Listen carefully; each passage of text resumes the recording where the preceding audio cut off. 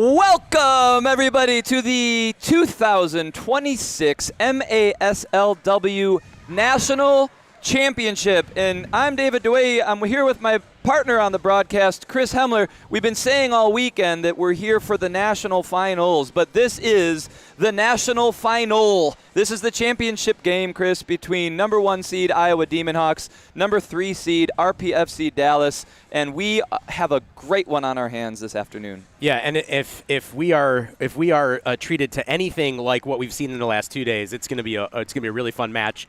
We saw 2 knockout semifinals, just absolute fun games to watch. A lot of passion, a lot of talent, a lot of skill, and there's no reason to believe that today will be any different. Well said, my friend. And it's noteworthy that this is the 3rd game in as many days for these teams. But from what we've noticed, and I think it's a trend among finalists in tournaments like this, the teams with depth, with the ability to make it through games at 100%, not wear down as games go on, I think that's often the recipe for winning big games down the stretch. And both of these teams have tremendous talent, tremendous athleticism, tremendous fitness, but above all, tremendous depth. They've been able to tap into the 2nd and 3rd line that they brought with them. And as a result, I suspect we are going to see 60 full minutes of 100% effort and fitness out there today. And you spoke about this a little bit in yesterday's broadcast too, is that, part of the officiating is kind of watching those substitutions closely with the 3-foot rule. You can't substitute outside of being 3 feet from the bench. And so it really will come down, especially with this being the 3rd game in as many days. It's going to come down to, how well you can substitute and how you can rotate your team. Absolutely. I think there's a case to be made for that being a vital category in this game. You know, there's 50-50 tackles, there's aerial duels, there's shots on net, defensive interventions. I mean, all that stuff matters and it adds up. But I think in a lot of ways, the team that subs most efficiently and the most intelligently is going to have a huge edge today. Absolutely. Now, I'm interested to see what kind of match we get today, because we had 2 very exciting semifinals yesterday, but they were 2 slightly different matches in their approach. One was maybe a little bit more physical, and the other one was maybe a little bit more technical. And so I'll be interested to see how this one stacks up. Absolutely, and we're underway here at the Detroit City Fieldhouse, host of all 7 of these 2026 MASLW Championship games. I think it's safe to say, Chris, that all 8 teams that participated this weekend were deserving national finalists. They were incredible teams with incredible talent, and many traveled from good distance away, teams from all over the country, 2 teams from the Texas area, one of which is in this final, the other finalist from Iowa, teams from around the Midwest. It was a true national tournament, and we've been treated to some excellent soccer, and really, I'm going to miss it, but I'm looking forward to seeing how this last one pans out. We've got an amazing matchup here between Iowa and Rpfc Dallas. And if you are unfamiliar with the teams, we've got Rpfc in white, and we've got Iowa in the black jerseys. Yes, and very important detail that should have mentioned earlier, but my broadcast partner, Chris Hemler, as always, has me covered.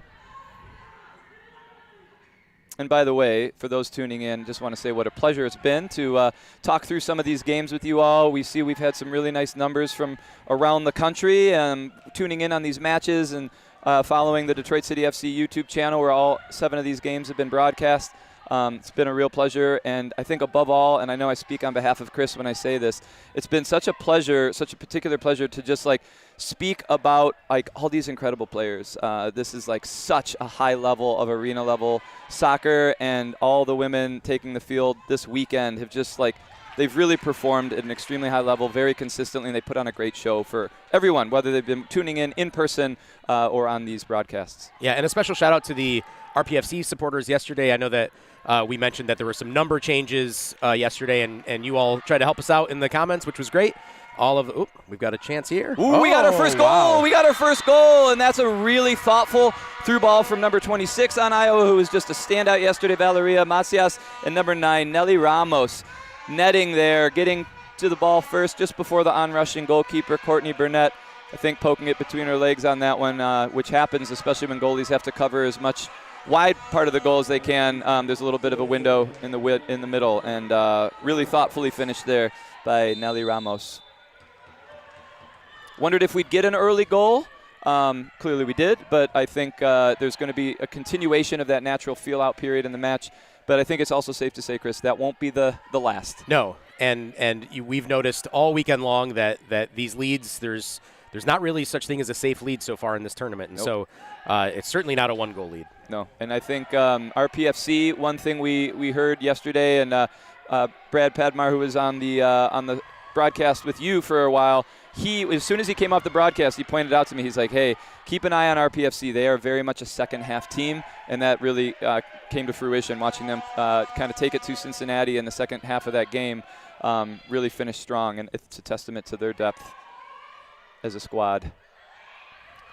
But I do think that there is an element here, if you're Rpfc, where you do want to make sure, even though you're counting on a strong finish, you keep it close. You stay competitive. You give yourself a chance to win at the end, which, based on how they've started this match, I think they're going to do. They're really battling hard here. And again, we mentioned this yesterday, but one of the interesting things, as we watched Rpfc warm up again today, using the boards to their advantage is a huge part of their game plan. They once again spent a good chunk of warm up doing that, and so I'm excited to see they were discussing angles, and it's tricky because every arena is a little bit different, and so the angles are a little bit different. And, so you've got to measure that out. And we're level at 1. We're level at 1, Chris. I want to see numbers here. We've got. I think that was Taylor Tufts with the left-footed finish. Really composed finish. See if she turns around when she gets to the bench. Want to make sure we attribute this goal correctly. Still haven't seen it. We'll keep an eye on her. We'll remember who that was, and we'll make sure we give credit where credit is due. But I think that was, above all, a great team goal, Chris. Really nice diagonal ball from left to right, and then a really thoughtful square pass for the left-footed finish. I apologize to any Rpfc fans who know exactly who did it, and here we are struggling to find the names, but we will get to the bottom of this. Yeah, for those of you who weren't on the broadcast yesterday, we are where we're perched is all the way down on the other end of the field, so it is a little bit tricky. We're also looking through double netting. Yeah. But I'm keeping an eye. I'm keeping tabs on. Oh, what a ball That's an excellent ball from Burnett there. She's been fantastic in sort of both aspects of goalkeeping. The shot-stopping part, which is obviously the most important category for a goalkeeper, but also her distribution has been really strong. And I'll mention a third thing, just leadership and communication. She seems to be someone who's, though she won't venture into the opposing half the same way we will likely see from the Iowa goalkeeper, Alondra Tinajero, she does really command and organize her back line well. They are a very stout defense. I think that's maybe the thing that has been most impressive to me this weekend has just been the goalkeeping all around. Yeah, and we were treated to some of the finest goalkeeping that we saw all tournament when Iowa played the Lone Star SC team in the first match of these playoffs, and goalkeeper whose name evades me now. I said it multiple times during that broadcast.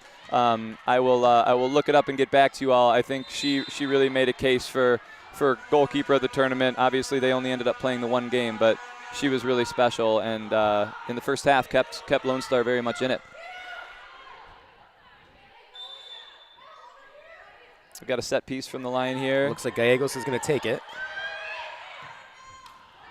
Gallegos, for anyone that didn't tune in during yesterday's semifinal against Detroit City FC, really pulled the strings in that game. She was a quarterback on the field.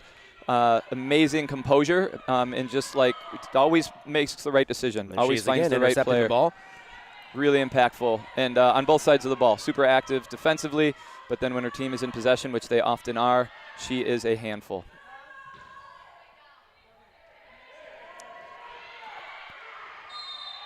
Got a foul on number 23 there, Melanie Garcia.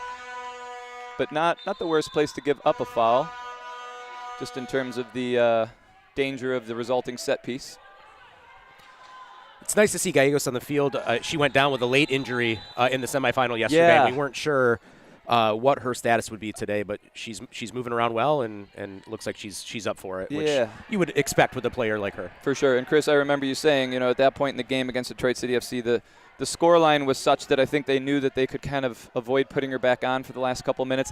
I think if Detroit City FC had maybe scored a little earlier in that final phase of the game, they might have decided against keeping her off, but they kept her off as long as they could, just out of precaution, and they were able to get to the final with her avoiding a re-entry. Glad to see her fit and healthy, and she is alone worth the price of admission. She's a baller. Got a couple quick substitutions happening during this brief stoppage. We are 5 minutes and 7 seconds into this national final. The score knotted at ones.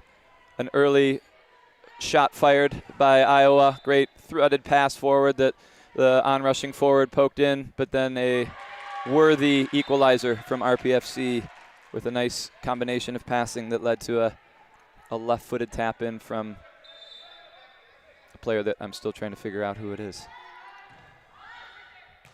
Once they get back on the field, Chris, we're gonna find their number and we're gonna match it up with our roster and give them their due credit.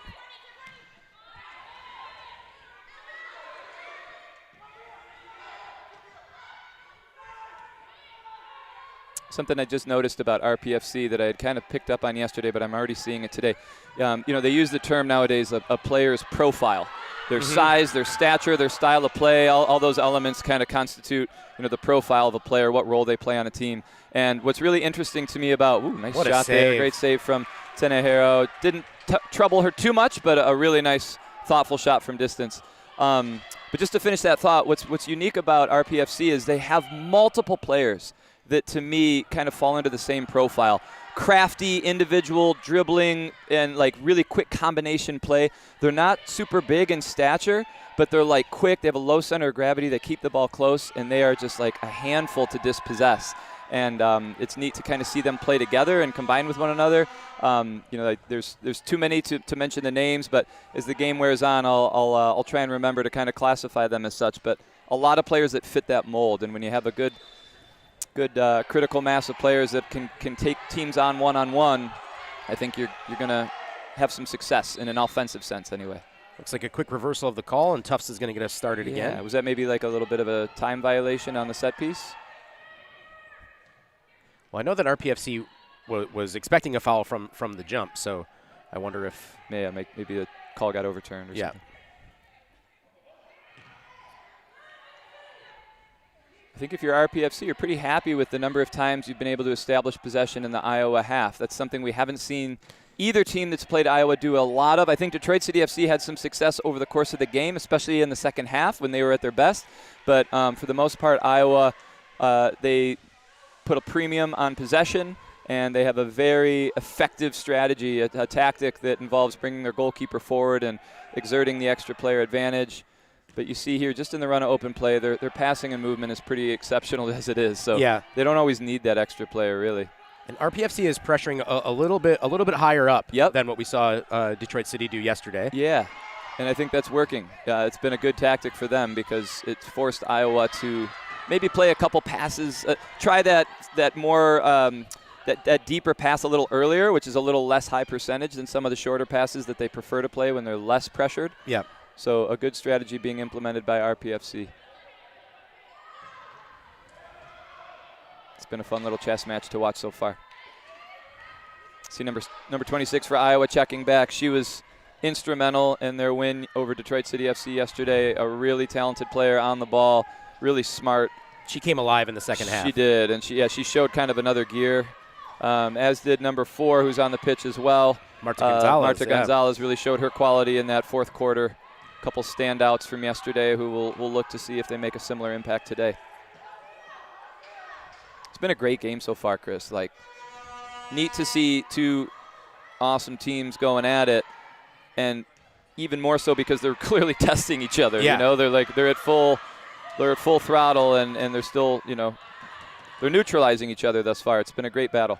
Well, and I asked at the beginning of the match what kind of game I thought we would see today, and I still don't think we know. I think they're figuring it out as well. I think so too. I think the first quarter was always going to be a little bit of a get-to-know-you period, but man, we've seen it. And these teams have not, just to clarify, these teams have not played each other to this point in the season. They're in different conferences, and I don't think there's much in the way of mutual opponents other than maybe what you start to piece together after the games that have happened this weekend.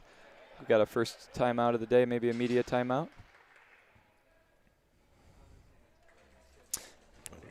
Maybe this is a good opportunity, Chris, during this break in the action. There were a couple things we wanted to highlight on the broadcast. First of all, something that we mentioned yesterday, but in the spirit of celebrating women and women in sports, today's MASLW final is being officiated by an all-female crew. which is awesome, and they're doing an amazing job, and I'm sure they'll continue to do so. But we're really grateful for all the officials that have refereed this weekend. But the league was able to field an all-female crew for this game, which is excellent. As the someone who had the privilege of being the DCFC W League coach these last couple of years, in the W League we often get all-female crews, and I think that's a really great way to align the two. Representation matters. The little kids in the crowd get to see the women doing awesome things on the field, but also in the capacity of refereeing. So really special there. And I just wanted to make a quick note. Yesterday we had talked about, after having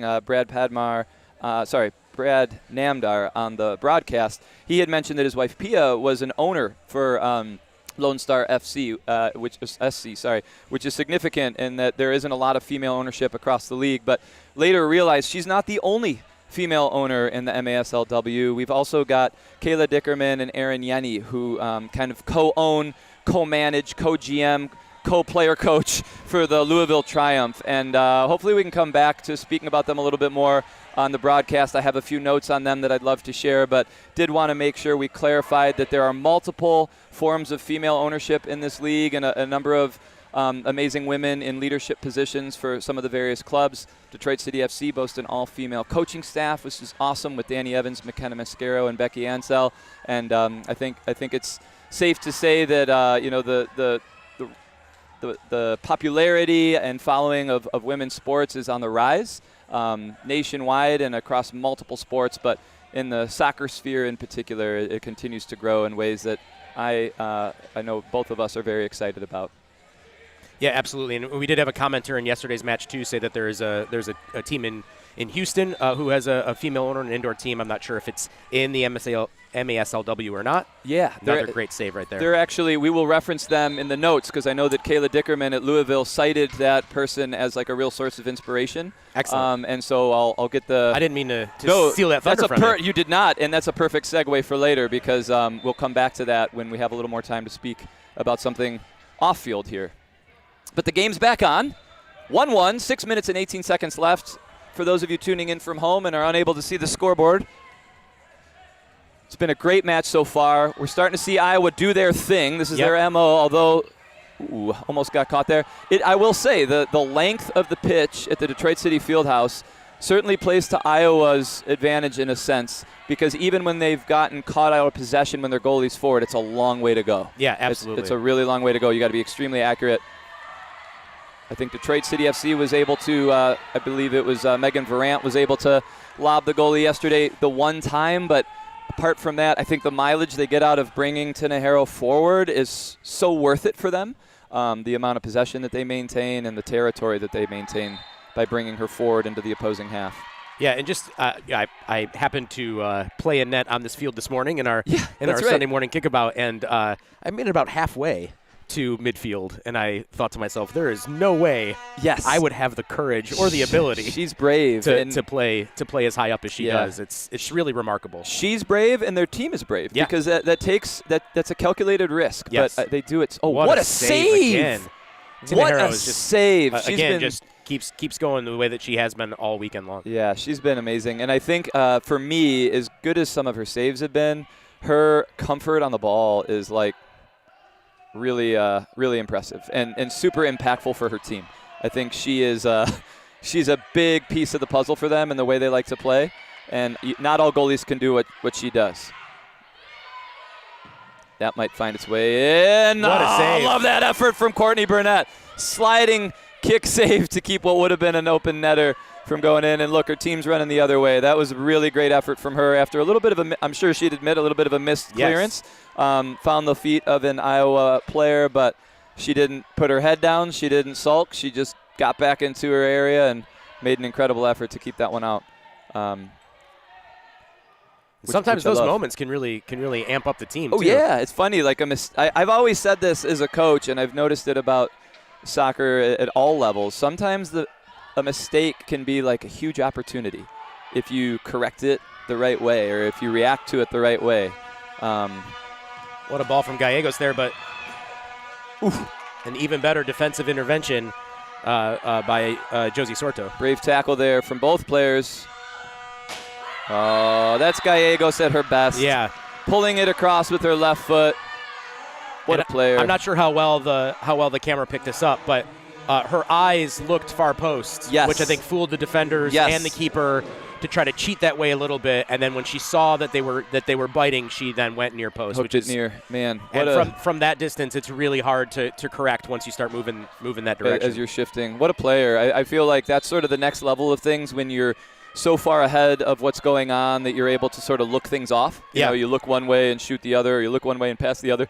And Gallegos is clearly a special player and masterful in that regard, and I'm sure she's doing stuff like that all over the pitch, and we don't always appreciate it, but we had a great view of that, and that's a really great observation, Chris. She definitely bought herself a little bit of space on that near post by signaling a far post cross. Yep. See, the level of detail that we can give you on this side of the pitch is incredible. That's right. We're making up for lost time here. You know, the folks at home probably have a better view than we do. I think you're right, because they're at midfield. So it's number 4 on the ball for RPFC. In my memory, she's the one who scored that left footer. And that's who I suspected at first was Taylor Tufts. Taylor Tufts. You had called it, Chris, so we're going to stand by that. Ooh, I thought that might have found its way over the head of the Iowa goalkeeper. But, yeah, you called it in the moment. So well done you and well done us. And that's the last time I will say that. No, it's not, because we're going to do something cool later. We don't even know it. We don't even know what it is yet. Great across. Speaking of something cool, look at that save. That was sweet. And what a strike from number 4 on Iowa, whose name we will call again, I'm sure, Marta Gonzalez. She to me is sort of like the epitome of like what the Arena League. Wow, that's a team that's goal just right a there. great goal. Set up, not surprisingly, by number 26, Valeria Macias, but finished very, very confidently and with great precision by number 27, Martha Sainz. And again, that started too with Marta Gonzalez getting that ball in a dangerous spot and then finding Macias. Yep, I was in the process of saying she's a pro. Yeah. You know, I mean, all these women are pro indoor soccer players, and so they all deserve that distinction. But I think Marta really stands out to me as somebody that plays with that extra little bit of composure and calm and intelligence on the field. And just reminds me of the, I remember being a kid and watching like arena indoor soccer, and she kind of has that same posture and effect on the ball and on her team. She's a real like quarterback out there, as is Macias. Now, if you're RPFC here, right? You've gone down to, how do you stay positive, because they're having a lot of chances, and Tina Hero is Ooh. Well, I think on cue. I think that, yeah, exactly. Good, prophetic.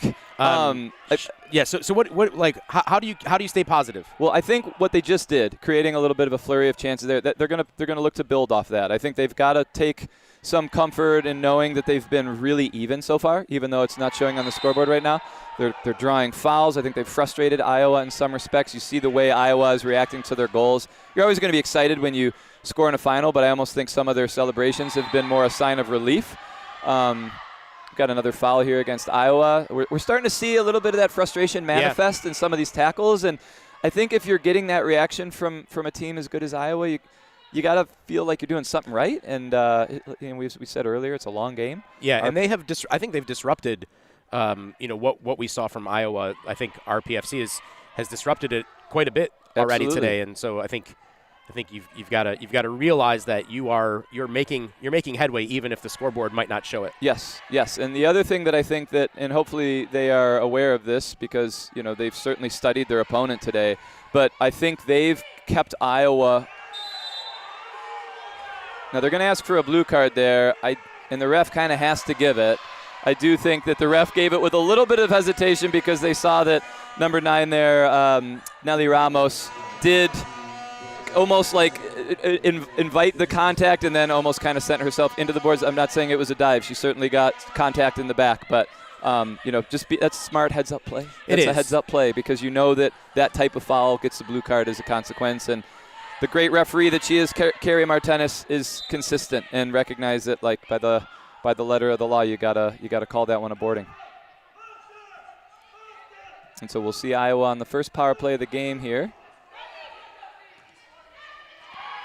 Taylor Tufts gets the ball. Taylor Tufts is 1v1 here against Gallegos, who I would not want to be 1v1 with. But a really nice, clever pass forward. Oh, Lexi Anderson. Wow. Almost turned something beautiful out of that. That was a beautiful play there by both Taylor Tufts and Lexi Anderson. This is fascinating to me because Iowa's the team on the power play, and we saw them do this to Detroit City yesterday, and they actually ended up getting a goal out of it. It's rare that you see a team so confident in the shorthanded situation as Iowa was yesterday. But here, Rpfc showing that they can do it too.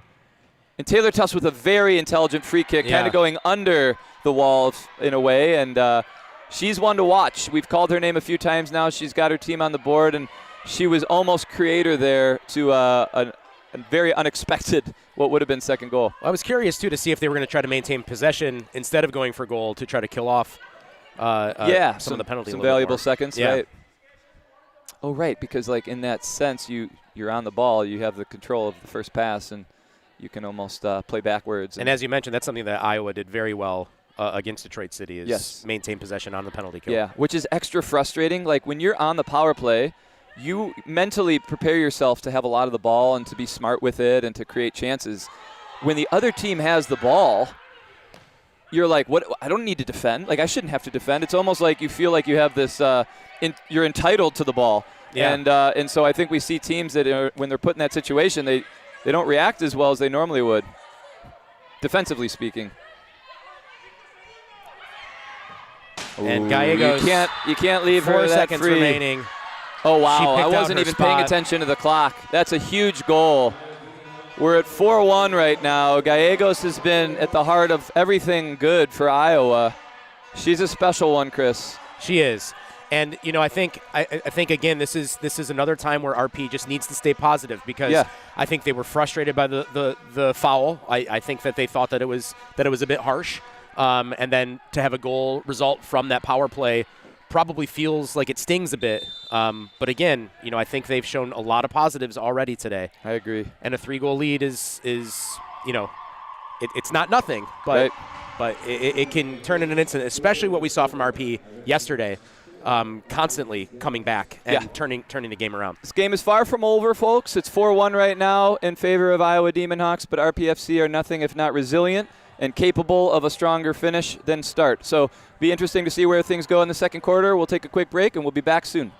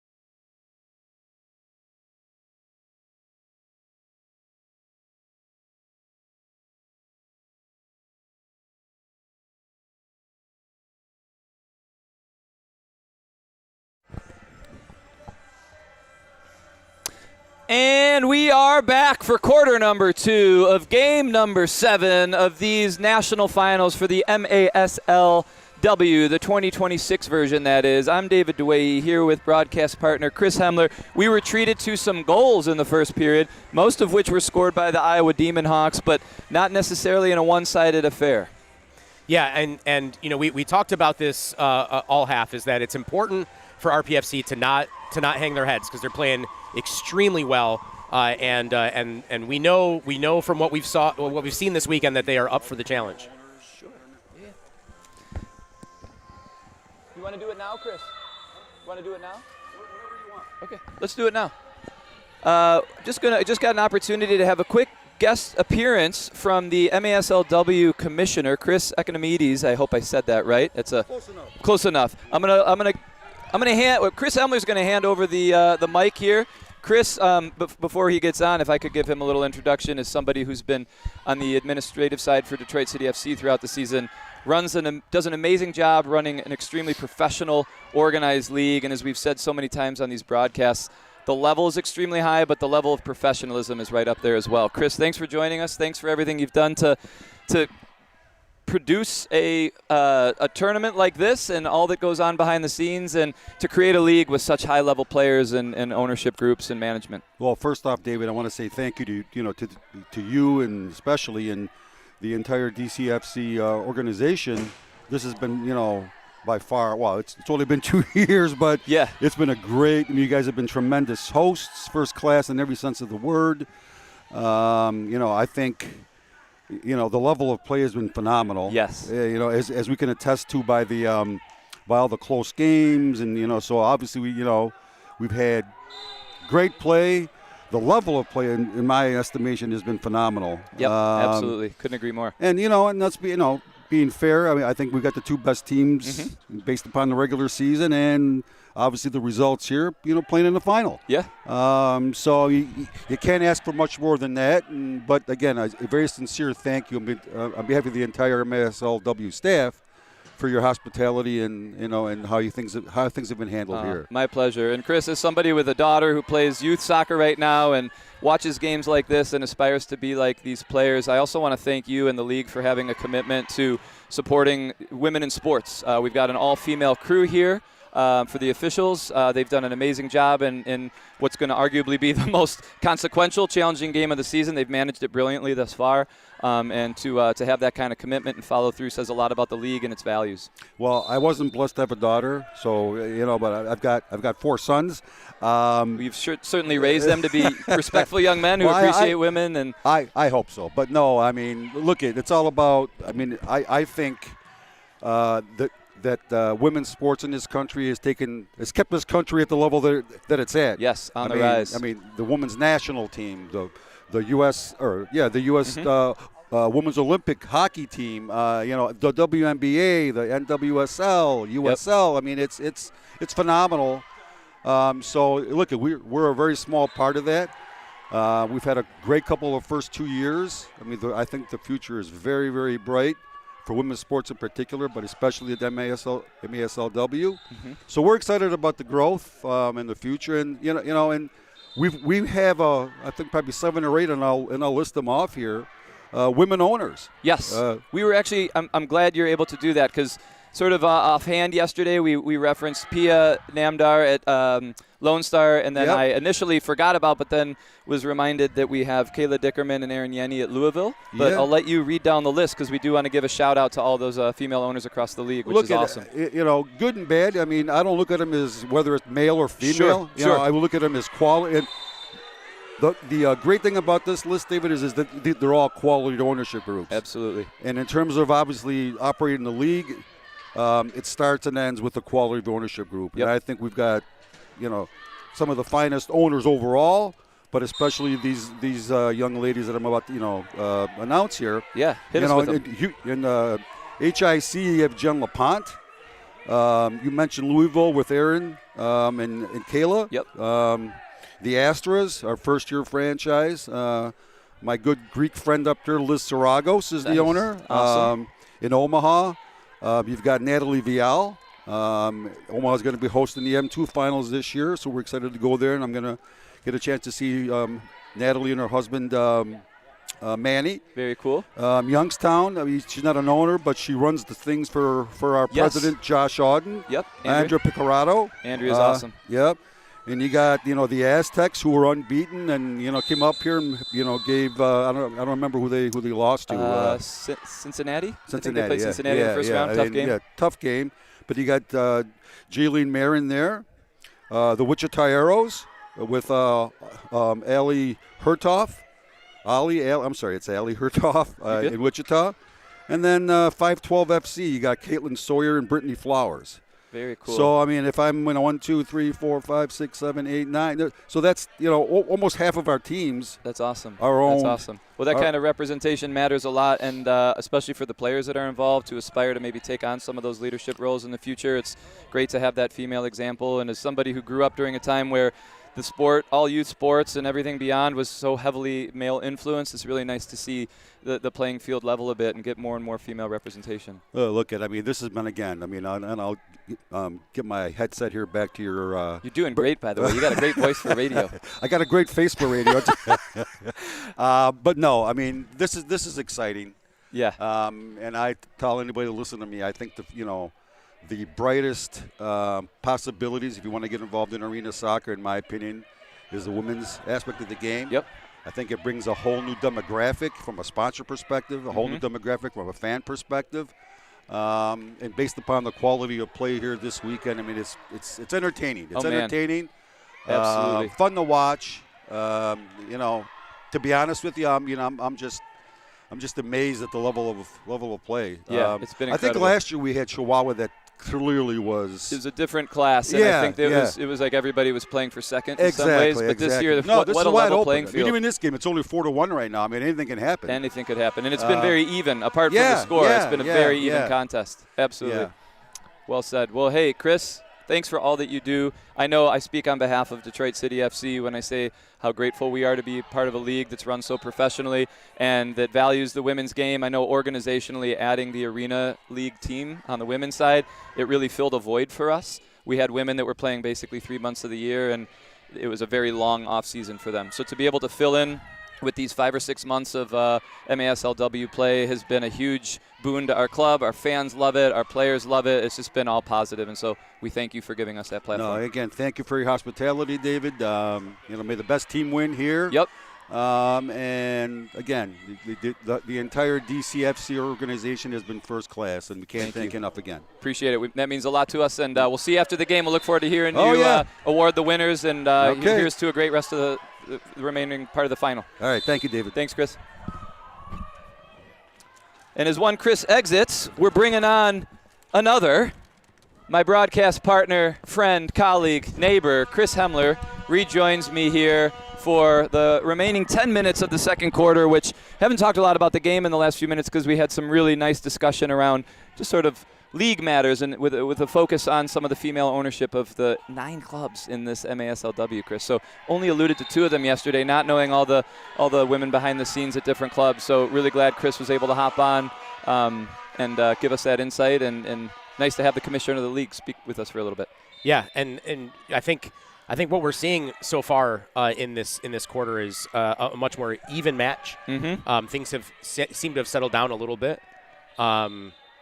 And so, we'll see if I have the commentator's curse. Wow. I was going to say, as you say that, we almost see a goal. But we also saw a really close chance going the other way from Rpfc. Yep. But I think it's a great point. The game has settled down a bit. I think if you're Iowa, you probably feel like you've scored your goals. And if you defend well now, it's going to be Rpfc's job to claw their way back. But game's wide open here, and it's been neat to see things shift from period to period thus far. I'll be curious. I think the next goal is going to be massive. If you're Rpfc, you do not want to go down 4. If you're Iowa, you're probably tempted to try and kill the game off, but also recognize that as long as you stay in a pretty, defensive posture, it's going to be hard for the other team. So each team with slightly different priorities at this point. Ooh! That's a narrow miss. I thought that was goal bound, Chris. Really nice layoff there from Rpfc. They they play some beautiful stuff. And it is nice to see. I mean, Kessler laid the ball off and then went on that run. Yep. Yeah. And they're always moving. Yep. Any kids watching, that's what all coaches want. A player that gets the ball off their foot and then the immediate next action is to run. Find open space, get yourself into a position to get the ball back. RPFC and Iowa both do that, as well as any teams we've seen in this weekend's games. Amazing movement off the ball. I remember being a kid and not having, I still don't have a complete understanding of this sport, but as I've gotten older, I've come to appreciate a few things. And the one thing that's really struck me recently, and especially watching this game, you appreciate it. Teams that keep the ball, it's not an accident. It's not like they just decide to be a possession-based team. It's a ton of movement off the ball. Yeah. And a lot of thoughtfulness in terms of where the space is and are you willing to work for a teammate and give them an option. The way Iowa pass it around, you think the other team isn't trying, but it's just how capable they are at like finding that open player and becoming that open player, making the move to get into open space. You see even here, watching the 4 players that don't have it, it's constant movement. Yep. Something that sometimes gets lost on a broadcast because you're zoomed in and you're just looking at the players around the ball. But from our vantage point here, we see the whole field, and it's just like it's dizzying how much off the ball running is happening. We got a timeout here, Chris? Got a bit of a timeout, and when we come back from it, I think one of the things that this is an important moment. And, we still have a whole half to play plus almost 8 minutes. But if RP is able to get one back here from the restart, I think you're feeling a lot better, especially with how you've defended in this half. And so, this is a really important opportunity for RP. Yeah, and I think at this point, at this level, I should say, of arena soccer, you've got 2 teams that are clearly going to go toe-to-toe the rest of this game. Like passing, movement, strategy, all that stuff, they're really comparable. This is a great matchup for a final. So I think sometimes you look at categories where you can set yourself apart, difference makers, and set pieces in the arena game can be a massive advantage. If you execute them well, if you turn them into good scoring chances, and if you finish those chances, that can be the difference between 2 teams that are otherwise equal. And we spoke a little bit in the first quarter, too, about the physicality and how what we saw yesterday is that Iowa was a bit more physical. And we certainly saw that. But after a brief moment, I mean, RP has really stepped it up, and they've been up for that challenge. Yes, this has been about as close a game. I mean, I really wish, I almost wish we weren't keeping score because it's clearly affecting the way teams are going to play down the stretch, and I think Iowa might become a little bit more defensive than we've seen, and RPFC might have to take a little more risk. But I mean, that's soccer, right? There's always going to be a team that's the game state is impactful. But I think what's so cool here is that we're seeing 2 teams that can really match each other in pretty much every category of the game. And like you said, the physical advantage that Iowa has exerted over teams so far, like RPFC is approaching 50-50 in that category. I think they're really evening the scales there, and they're giving as much as they're getting, and it's neat to see. We'll see if we see Taylor Tufts over the ball here, like we have so far this match, or if she'll run off the ball. She's having a little conversation with her teammate with number 20, Leslie Razzo. Maybe a little bit of chalk talk there, seeing if they can work a good set piece. Oh, I like that one. Great block from number 14 there on Iowa. That's Daniela Vidal. Thank you, Chris. That was a well-worked set piece. Yep, I like she is again. Look at I like Vidal it. Yeah, she's all over the place. But here's Taylor Tufts winning the ball. She's been excellent today. She has. You can see her ability to. And she might not look it, but you saw right there that she can go shoulder to shoulder with anybody. Right. And a well-educated left foot, as they say. Yes. The first goal was extremely well taken. The diagonal ball that she played for a near second goal, and then we saw earlier on that set piece. Ooh, wow. I think, yep. That's well done by Taylor Tufts because she the same way we said about the Iowa players, she allowed that brief bit of contact to actually affect her. Yeah. I think some players fight through it in that situation, but that was pretty significant, actually. I think she kind of got pulled down. But she drew a foul, and it was the type of foul that, by letter of the law, is a blue card. I don't know if they're going to let this go. I think refs still had to have some conversation around it. Chris, this has been an awesome contest so far. Yeah. Super enjoyable to watch. I love the fact that even though there's a 3-goal margin right now, I think everybody in here who's been paying attention knows that this game is not over. Things could change real quick. And I think our PFC are 1 goal from making it interesting. And they're on the power play. I should have mentioned that. Good strike. Good. Ooh, goalie doesn't quite fully handle it, so it stays in RPFC's possession. Cycled, and Tufts is going to put it back in to the middle. I think Tufts playing the role of off the I was just going to crossbar say, I think Tufts playing a really similar role to what we see from Gallegos on Iowa. Like, she's the one that's they're looking to find her with the ball. She's really in command of it, and then she's got a great left foot to boot. Ooh. Iowa done a nice job keeping things compact in the box. Really tough to find a way through. This is really effective. I should say like an efficient power play thus far from RPFC. They've already registered 4 or 5 shots. They've forced Iowa really deep into their own area. It's made it extra compact, but as I was about to say, she's going to try to. Oh, whoa! That was really clever from the goalie there. Yeah. That was, wow. I don't know what to say. I can't. I have no comment, Chris. This has just been super exciting for the last 10 seconds.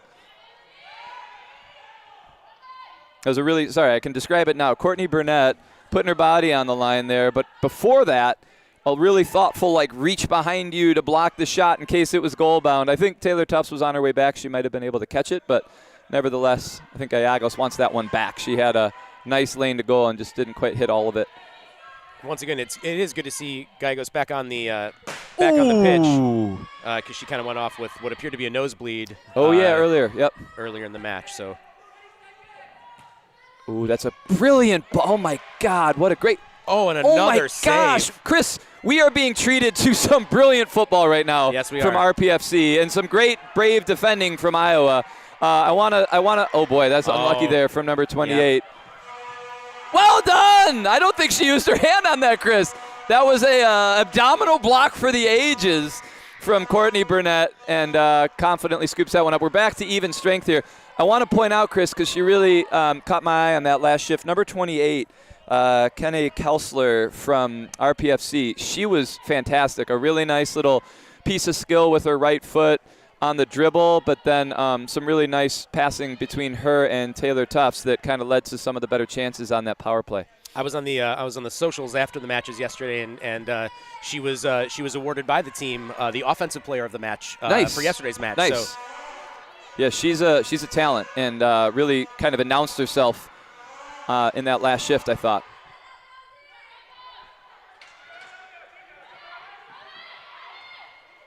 Ooh, that's a good win there. There's Marta Gonzalez. We said we'd say her name again. She's gonna make her presence felt. She's I think equal parts active/athletic and skillful, and it's a killer combination in the arena game. She covers a lot of ground. She's willing to work for her team on both sides of the ball, but when she has it, it's total control. And she's got orange boots, which is a lot of fun. Yeah, and it really helps us identify her. That's so true. We appreciate that, Marta.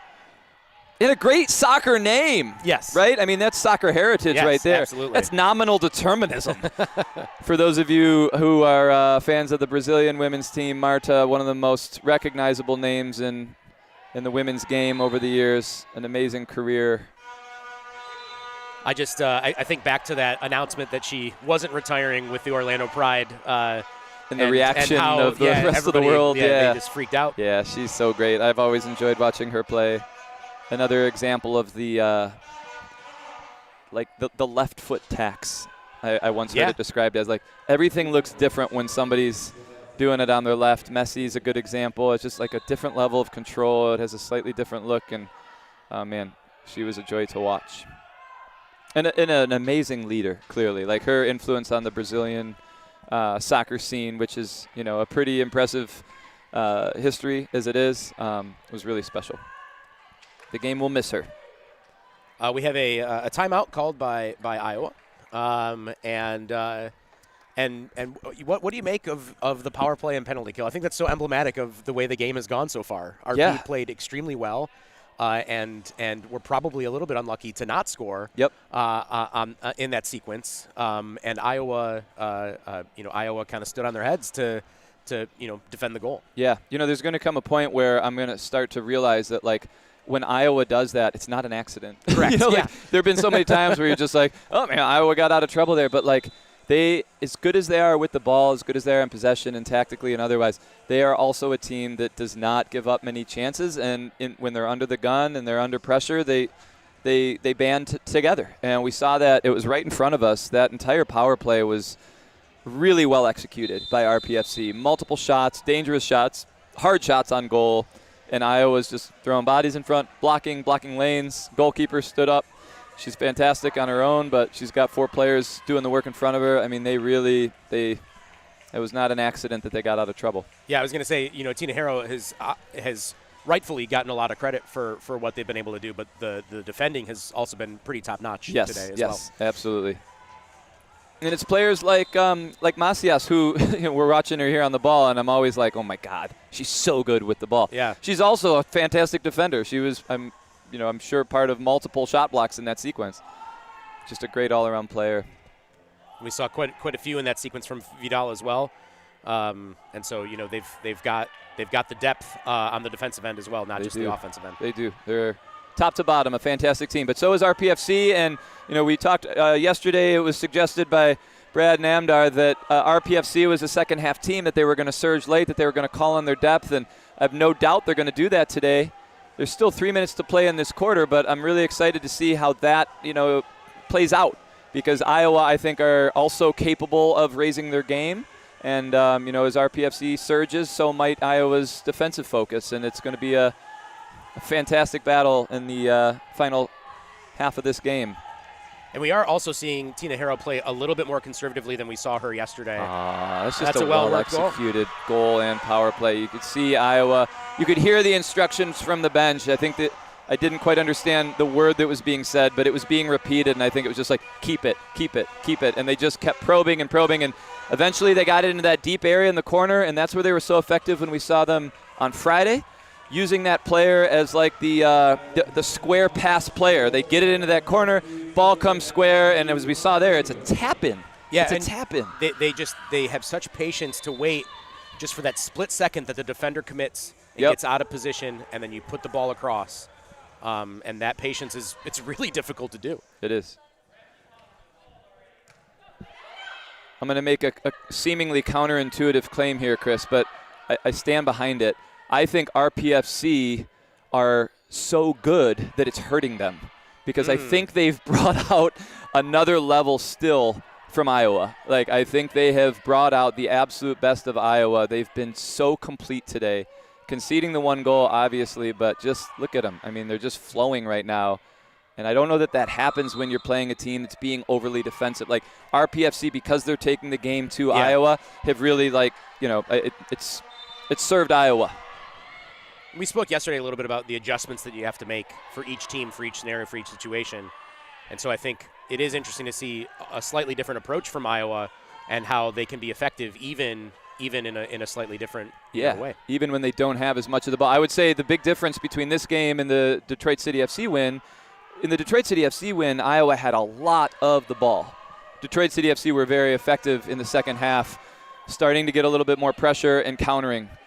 But RPFC have had about as much of the ball as Iowa today, but we've just seen them tap into this other gear that they have where they're just more efficient with their attacking, and they've been a little bit more resolute defensively, and they're up 5-1. It's really impressive and a testament to how versatile they are. Yeah. They can beat you a lot of different ways. What a strike, what a save. I think RPFC need halftime. I really do. And I think they got to try and do what they can here to avoid conceding. I did it. I cursed it. You jinxed it. Yeah. I'm going to say I think they want to get to halftime with as narrow margin as possible, but that puts it to 5. I think that was Martha Syons again. She's been excellent today. This Iowa team flexing right now, but I was just going to say I think halftime will give RPFC a welcome opportunity to not just recharge, but also just kind of maybe shift things a bit in terms of how they're approaching the game. Obviously, you play very differently when you're 5 goals down than you do when it's even. But well, in a game of moments, too, because just before the goal, you saw exactly what I had been talking about in the first quarter, too, where you had Tufts kind of coming down one of the flanks, played the ball off the boards, and Cortez was right there. It was just an inch or so too far behind the ball, but that would have been a perfect chance. And I think those are the chances that, if RP gets some of those bounces to go their way, That was well done. Huh? Excellent strike. What a volley from number 3 there, Mitzi Guerreca, and a really thoughtful layoff from, I believe, number 20, Leslie Razzo. That was a great piece of combination play from RPFC. And, of course, not surprisingly, number 33, Alondra Tenejero, up to the task. See if they can get one more chance here before the half. And that's the buzzer. That's the half, Chris. Thoughts before we take the break? This is one of those, we talked about this yesterday, and how sometimes the score does not represent the game that we've been watching, and I think this is one of those instances, and you hope that RP can find some of that confidence, because I think all it's going to take is a bounce or two to go their way, and they're right back in it. I think they will, Chris. I think they will, and we will watch them do so if they do. When we come back for the second half, we're going to take a break here. Those of you tuning in from home, thanks for joining us for this MASLW National Championship match between Iowa Demon Hawks and RPFC Dallas. Currently, the Demon Hawks lead 6-1 going into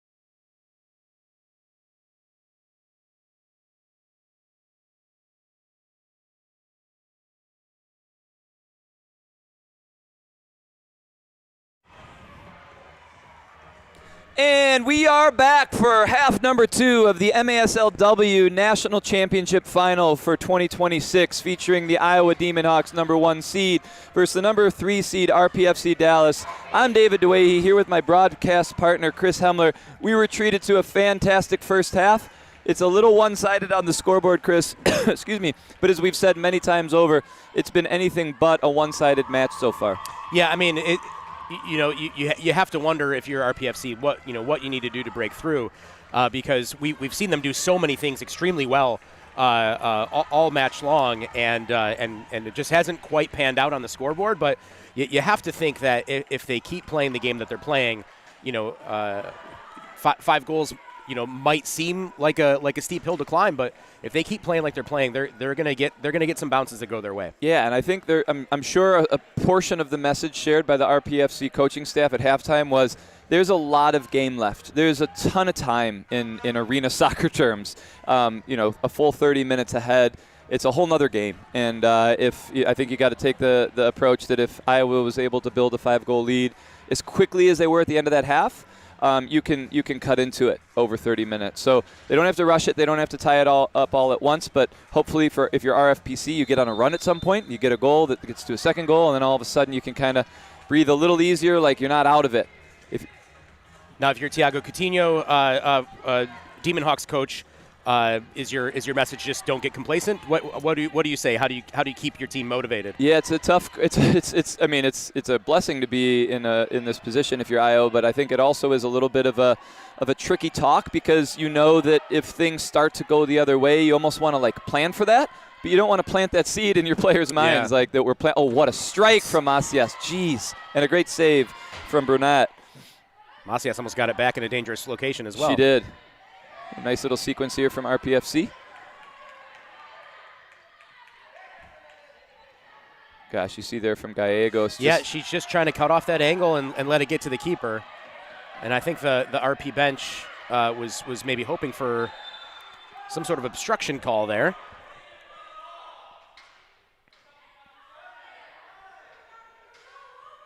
We hope that she's okay.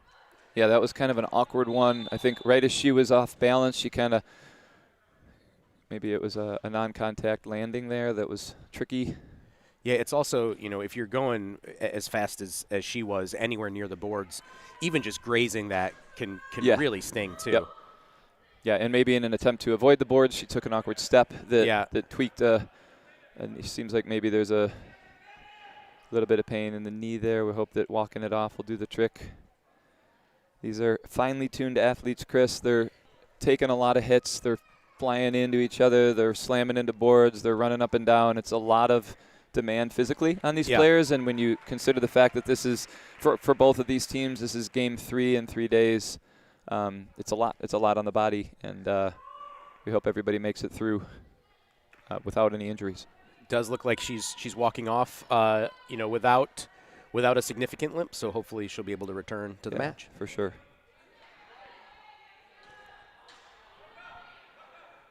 Gallegos is going to get us started again here, and we'll see if she plays it forward or she lays it off to the keeper. She does move forward here. Oh, what a ball. Oh! That was a very brave header. Just missed. Wow. And she took the number 14 on Iowa there. That's Daniela Vidal. She really took the worst of that. RPFC going the other way. Vidal kind of limping off here.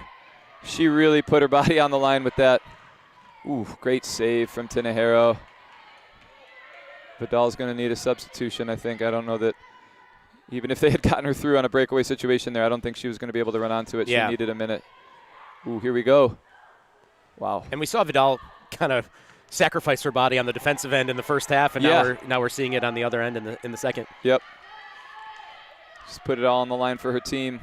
And there's so many of these players on both sides that are just so adept on both sides of the pitch. They really are, and we're seeing a nice surge here from RPFC. That was a really nice sequence. Great shot just wide, but then a rebound opportunity. And again, for those of you tuning in from home, sorry that we're not always getting the names of the RPFC players here. They're on the opposite end of the field, and it's a little tough to tell who's who sometimes. But I can say that was a great strike and a great rebound. Just went over the net. But if you're RPFC, you look to build off that.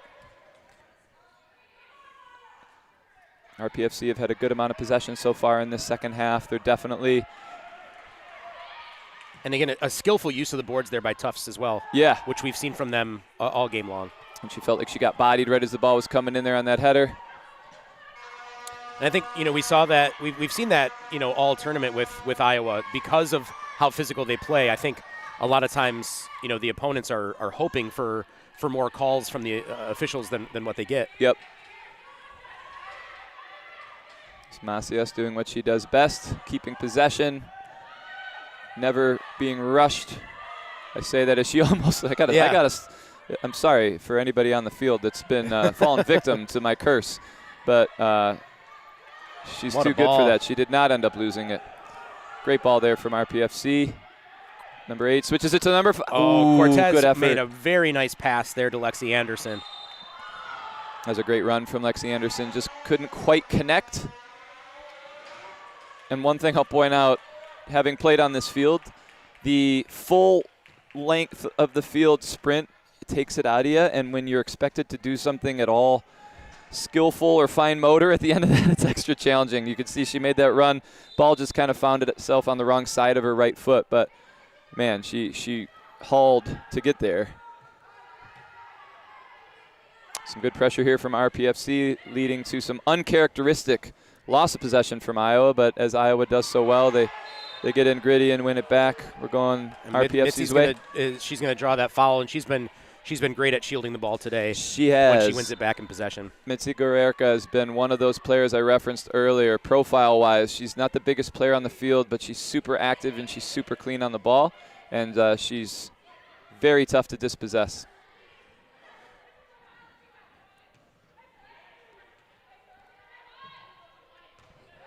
Good defensive header there from Leslie Razzo, we've called her name a few times today. Yeah. She's been a part of both the offensive and defensive side of things for RPFC in a pretty significant way. Fantastic player. We're almost 4 minutes into this second half, Chris, and we haven't seen a goal yet, but we've certainly seen some probing chances. We've seen some almosts. Got a little stoppage of play here. Refs are going to have a conversation. So you've got Ari Arboleda over the ball here. 3-player wall. So it'll be interesting to see if she tries to go over top of it. She lays it off there. We got a worked dummy. Oh, I liked that. Almost panned out. Chris, I liked that set piece. They had the dummy runner, let it go through. It went to the player in the corner. Couldn't quite tell who. That was Kessler. Kessler took that strike in a really well-hit ball, just a little wide of the net. Well, Kessler was the one streaking kind of towards the back post. Got it. Yeah, they really almost connected that. Great first touch there from. There's Tufts again. Tufts. Oh, and she almost by Macias. And that's look, Macias is now going to switch to the offensive end, and she's going to call for the ball here, and we'll see if they can get it to her. Oh wow, what an effort there! What a little piece of skill from Iowa's number 9, Nelly Ramos. She's made her presence felt today. She's very good at pressuring the ball when you least expect it. She does a lot of defensive work as a forward. RPFC in a good spot here. Good little sustained possession in the Iowa half. Gary Martinez, the referee, says play on. Shot goes a bit high and wide there for RPFC. It's been a really good contest in this third quarter, Chris. Score, the margin of the score remains 5 goals, but as we can see from the first few minutes of this half, this is 2 really well-matched teams giving as much as they're taking. Good little bit of extra. Oh! And again. Is it going to lead to a goal? No! What a clearance from the Iowa goalkeeper, Tinahero. That was, and I think she might have taken the work. Ooh, wow, yeah, I was going to say, that one from Azi, that was shoulder to shoulder, she's saying, but I think it was maybe a little too hard. We're going RPFC's way. Iowa thought the foul was in their favor. You've got to give credit for Torres for RPFC also pressuring that ball. RP thinks the game is back on. Yeah.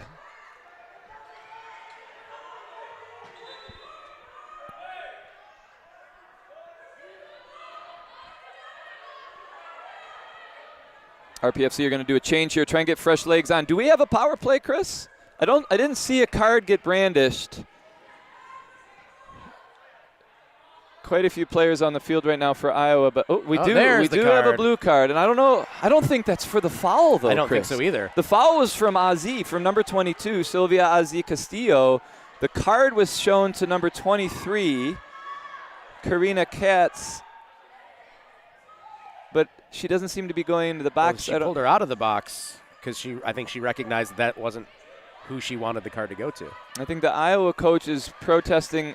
He seems to be signaling that the foul was originally called. Like he's claiming that that they were pointing, that the refs were pointing, and now in Iowa's direction. Does go into the box. So it all makes sense now. Ozzy with that foul, drawing the blue card, which leads to a power play situation for RPFC, which is significant, Chris, because we saw in the first half RPFC are extremely adept at creating good chances off the power play, and many of them. They make quick work of it. They bring their goalkeeper forward to get the additional advantage. She takes a good strike, not quite on frame as she would have hoped, but RPFC were very, very strong in the power play. They didn't quite convert last half, but if they're going to get themselves back into this game, this is a great opportunity to do so. And Iowa doing what they do so well, and guess who? Yep. Gallegos, who yesterday scored shorthanded against Detroit City FC in one of the more memorable goals of the day, because it was an absolute laser to the top corner after initially missing with her right, maybe with her left. I know she used both feet in the process. Say it was her right foot first, it was her left foot second. However the order went, I don't quite remember, but I do remember watching that. Ooh, that's a really well worked. Oh my gosh, Chris. I don't know how that didn't go in. That was so well worked by RPFC. Multiple one-touch passes.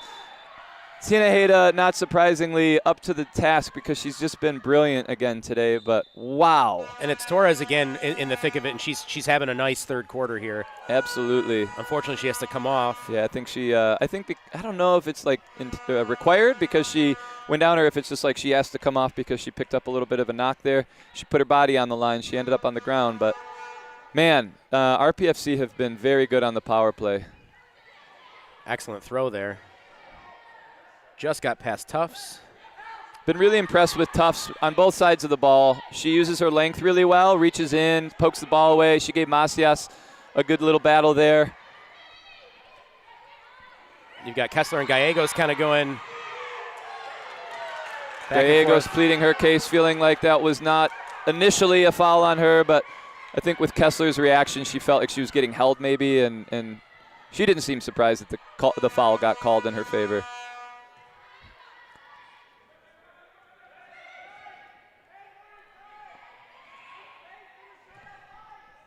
And we got a goal!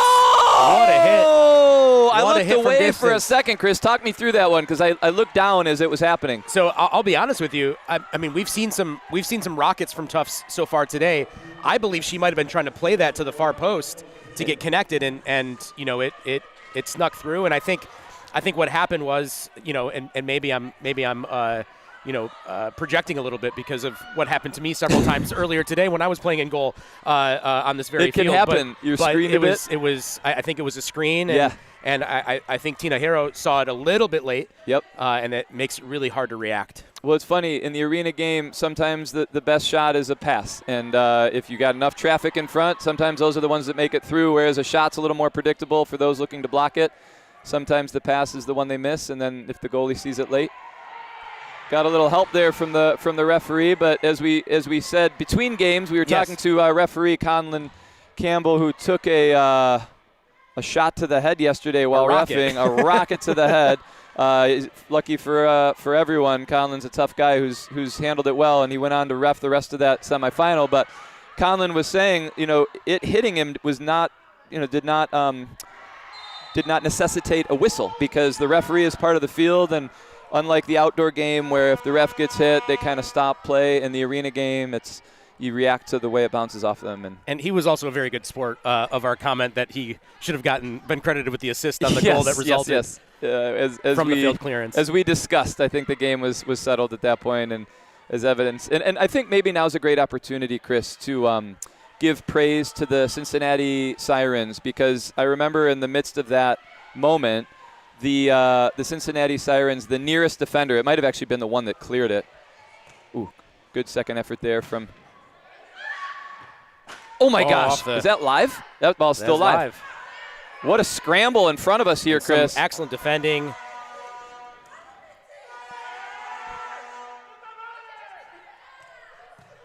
Good defending there from RPFC. And after some brave defending, you've got Mitzi Guerca on the ball now. Yep, the player they want, pulling the strings and almost makes it to Tufts in the corner there. Yeah, but look at her go in and win that tackle. RPFC have definitely raised the level of intensity and toughness in this second half, and it's benefited them thus far. But just to finish that thought from earlier, Chris, I want to give praise to the Cincinnati Sirens player who, rather than letting her frustration get the better of her in a moment where her team had just conceded, she approached referee Conlon Campbell, made sure he was okay. I think that says a lot about the character of a player and a team that in their moment of probably most significant moment of frustration and despair, they showed concern for another person. Because it did result in a goal going the other way. Yeah. And instead of yelling at the ref, she checked on him to make sure he was okay. She checked on him, which a lot of character there. I really was impressed. And if you're listening, Cincinnati Sirens player who did that, because I didn't make a note of the name or the number, and I wish I had now, but that was a real class act and emblematic of what Cincinnati was all about, as so many teams this weekend have done. I feel like these games, there's going to be ugly moments. These games are so well contested and tough, and everybody's trying to get an advantage and win and do their best. But I think in the midst of all that, we've seen 8 teams this weekend who have all conducted themselves with a lot of class. The sportsmanship and the fair play has been very visible, and as high as the level has been, I think the quality of character from these players has been equally high. I say that as we get a little shrug off there. It's not to say they're not going to go at it a bit, and the physicality of the game isn't going to occasionally. And you'd expect nothing less in a national championship. Yeah, it's everybody's you're scrapping for inches out there, but the moments off the ball, I think for the most part, we've seen some really great examples for our young athletes to follow. But I think this will be a built-in stoppage, not a timeout called by any team. It happens around the 6-minute mark, and we're at 5:47. So that's just your normal stoppage. But back to your point, David, about just the almost want to say camaraderie, just between opposing teams who are fighting fiercely on the pitch. Yeah. And then just to interact with them and to hear them interact with each other off the pitch. Everyone has been I think really supportive of each other and I think this has kind of been a special weekend for a number of reasons. Yeah. I think the main one being just the quality of soccer that we've seen. Super high level. But I think it's also important to recognize that these are teams who are here not only because of the success of the players, but the success of the clubs as well. Yep. Well said, Chris. And we singled out the Sirens player there, but we've seen a lot of instances of great sportsmanship, and it's a nice compliment to the high level of play that we've been fortunate to witness as well.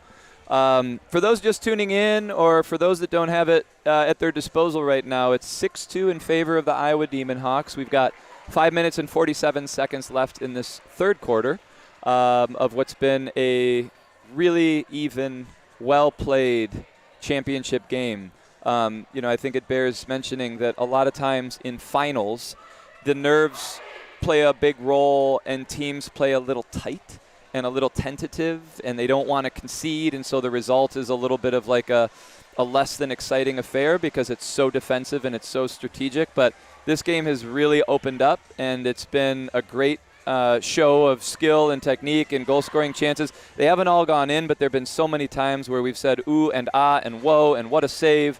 And I think it's a testament to the quality of these teams. They're really going at it. And I'll say this, both teams are playing to win. Yes. Neither team is playing not to lose, which I think is an important distinction. And obviously RPFC at this point, it's incumbent upon them to try and score some goals and come back. But I think you got to give a lot of credit to Iowa. In this half, it might have been tempting for them to bunker in and take on a really defensive posture and sort of invite RPFC to come and get it. But they've gone forward just as much as they were in the first half. They're attacking with just as much consistency and dedication, and they're bringing numbers forward. And I know as a spectator, I really appreciate that because I think it's going to make for a much more open final. And and a much more open second half, which everybody appreciates. Seems to be some discussion going on between the officiating crew and the Iowa bench. Yep. If you're Coach Ortiz for Dallas, what do you say in that stoppage there? You've got one back. Just keep plugging away and keep doing what you're doing. Yeah, I think they've been really good in this quarter, and they unfortunately only have one goal to show for it. I mean, that's better than nothing, and they haven't conceded.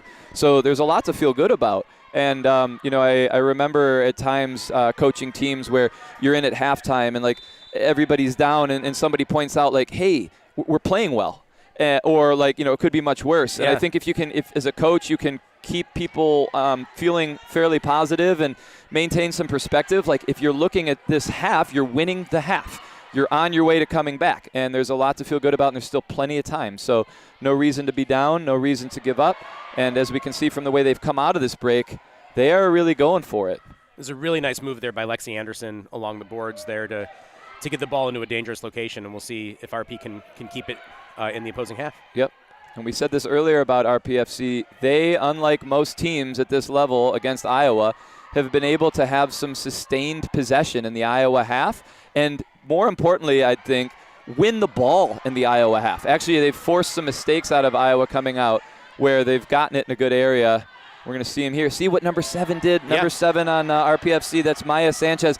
Instead of just clearing it because, so many teams are tired after defending, she actually kept possession, and look at the result. Kessler gets it to Torres, who, again, hits it off the boards. And Sanchez, they're almost getting on the end of that with the header. They're going to recycle it and maintain possession for right now. I'm a big fan of Mitzi Guareka, number 3 for Rpfc. She is just so composed on the ball, and she sprays it wide so confidently. She's a great distributor. A little bit of a substitution snafu here from Iowa, which has led to a numbers up situation. Couldn't quite capitalize there. Rpfc had a nice shot from the left.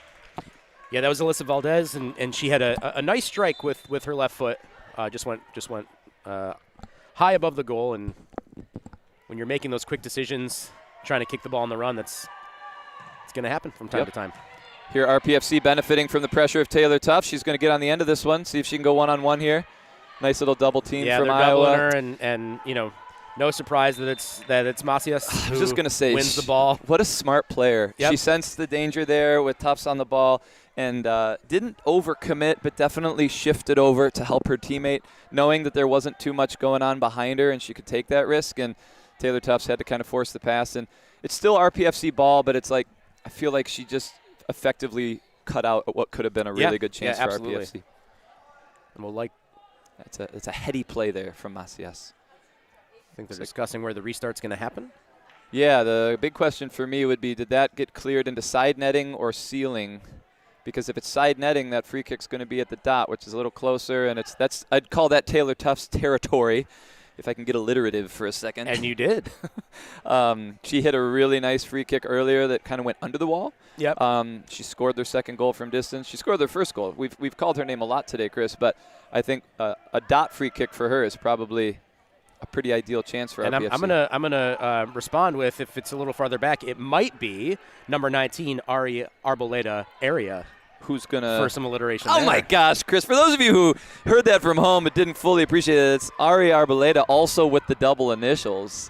And it does look like it might be Ari over top, although they do run the dummy from time to time. It might cook something up here. And they're going to do that again. Oh, they went for the pass. Taylor Tufts went for the pass, got blocked on its way in, but I really like how Rpfc runs their set pieces. They usually have a runner off the ball. They get some movement before the kick is taken, and then they don't always shoot directly. They do a little bit of a pass and shoot, and they've clearly worked on their set pieces. Nothing's quite come from one yet, but keep an eye on that category, Chris. Yes.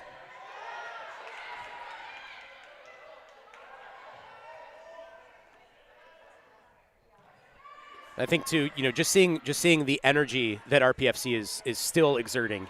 Yeah. They still believe.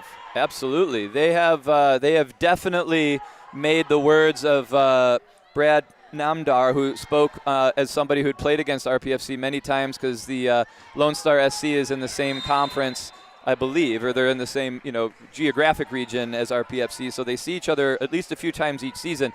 He said they are a second-half team. They always finish strong. They benefit tremendously from their depth, and they finish games on the front foot. We saw it yesterday against Cincinnati.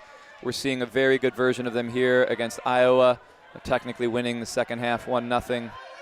But I was chatting with him earlier. He said that they went up 2-0. On RPFC when they played them, and RPFC ended up winning, I think 10-2 is what he said. So they have that extra gear. They can. Yep. Oh my gosh! And what a save amazing there save from Courtney Burnett again, as she's done so many times this weekend, putting her body on the line.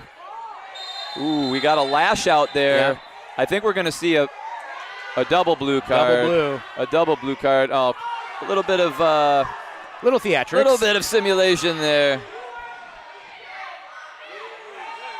We got a double blue card there for number 9 on Iowa. That's Nelly Ramos. And number 6? I believe so.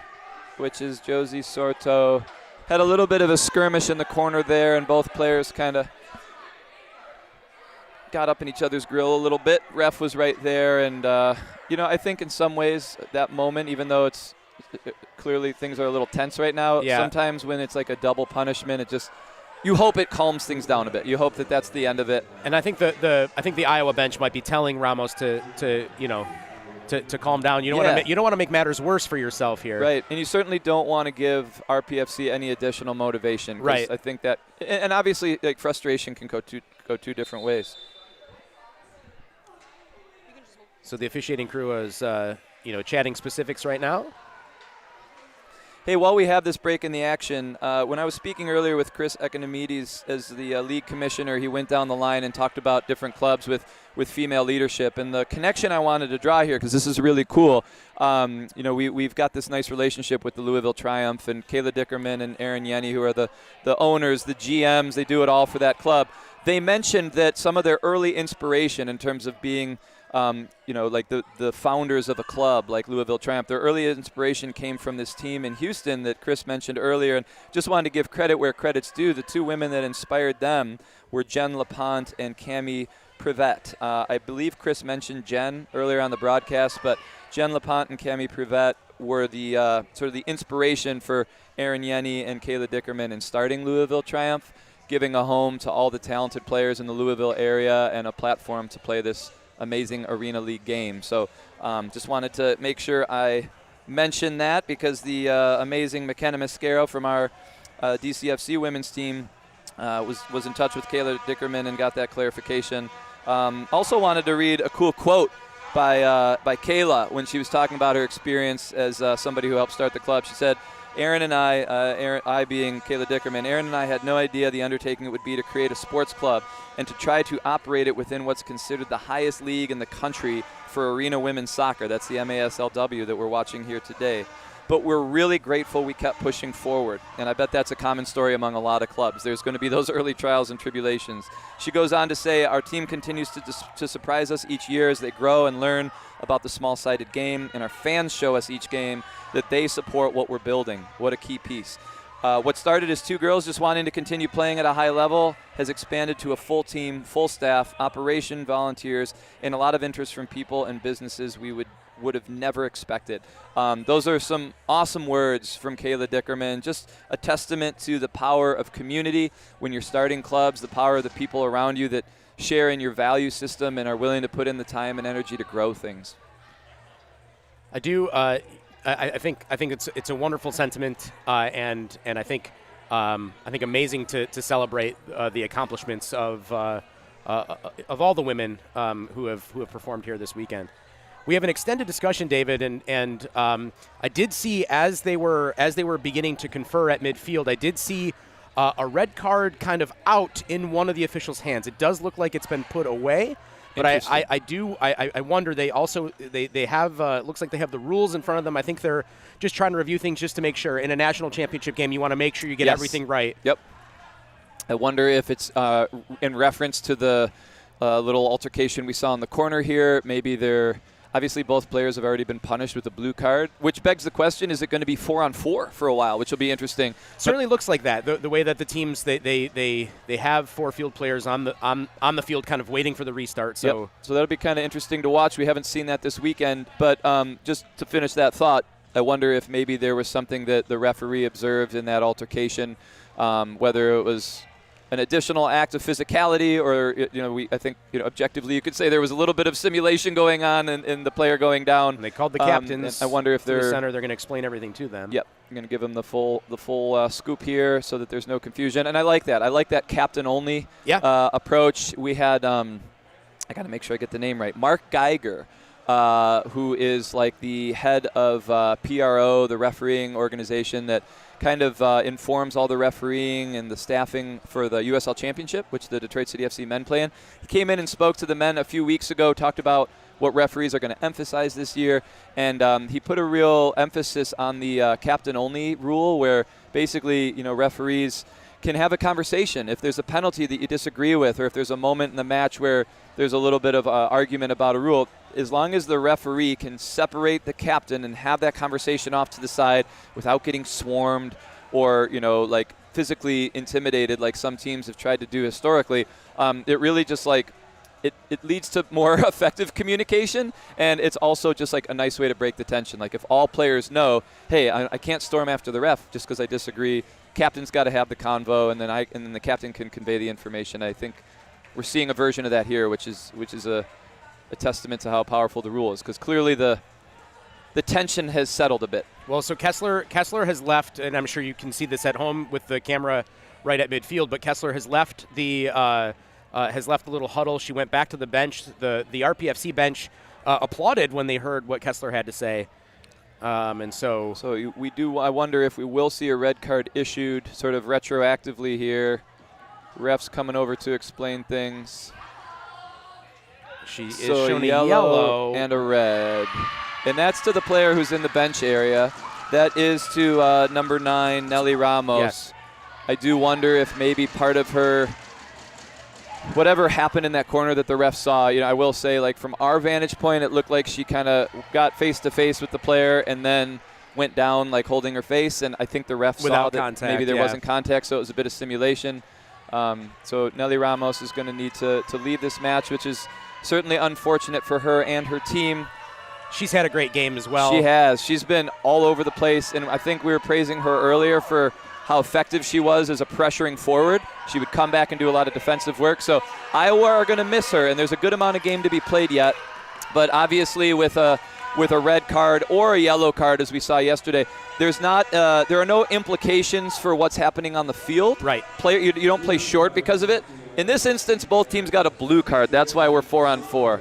But the team doesn't, like in an 11-on-11 game, if a player gets a red card, that team plays short. Now, David, correct me if I'm wrong, it looks like Kessler, by putting on the fluorescent penny, might be standing in as a sweeper keeper here. Yes, I think we're going to see that fly keeper phenomenon that you see a lot in futsal and that we've seen basically from Iowa all weekend. Right. But I think just for this power play, well, it's not a power play, is it? It's even strength. It's 4v4.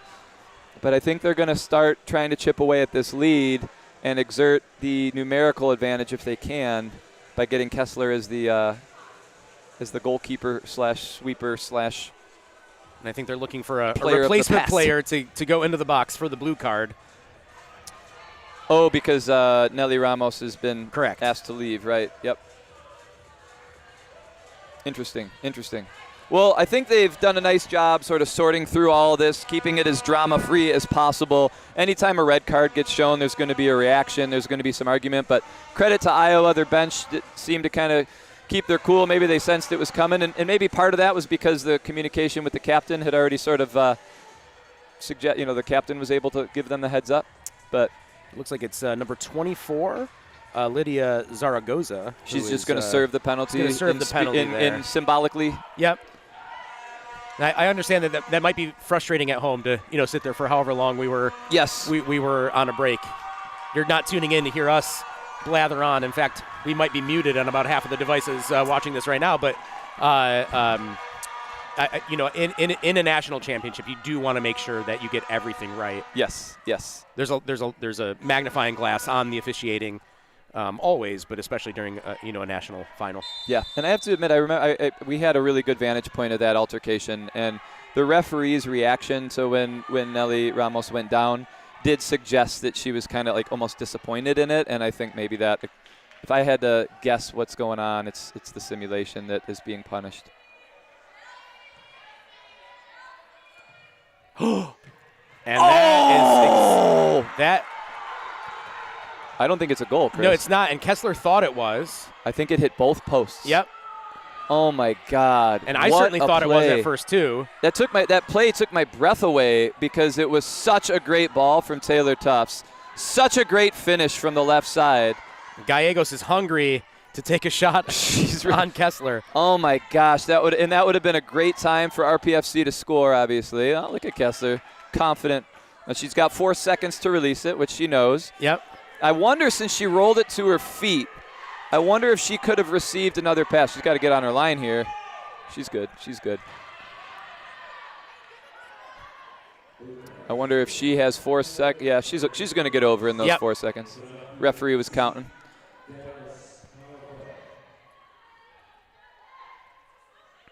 And RPFC have really stepped it up here. The addition of Kessler as like a fly keeper has really changed things and tilted the field in their favor. They're basically on a power play when she gets forward. And as we said earlier in the broadcast, RPFC are good on the power play. I think they're better than most. We've seen a lot this weekend, and I haven't seen many teams execute as consistently as RPFC. I think it's clearly something they work on. Same could be said for Iowa. We got 2 teams that are very good with the numerical advantage, but RPFC here exerting it well. Kessler's so good on the ball. Taylor Tufts so good on the ball, and such a weapon of a left foot there. We've got under a minute to play for those of you who can't see the clock at home. There it is!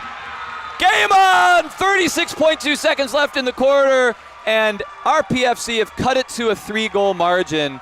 I realize that my enthusiasm for that goal is a little bit disproportionate to some of the others. At this point, I am rooting for a game. Yeah. And we have a game on our hands, Chris. Really well taken. Oh, now there's a big question as to whether there's too many players on the field. I think they sent the 5th one out. They sent the 5th one. Oh, is this going to – I wonder if this is going to come back, Chris. And for the time being, we do have Burnett back in goal. Kessler has not taken the penny off yet, though. Right.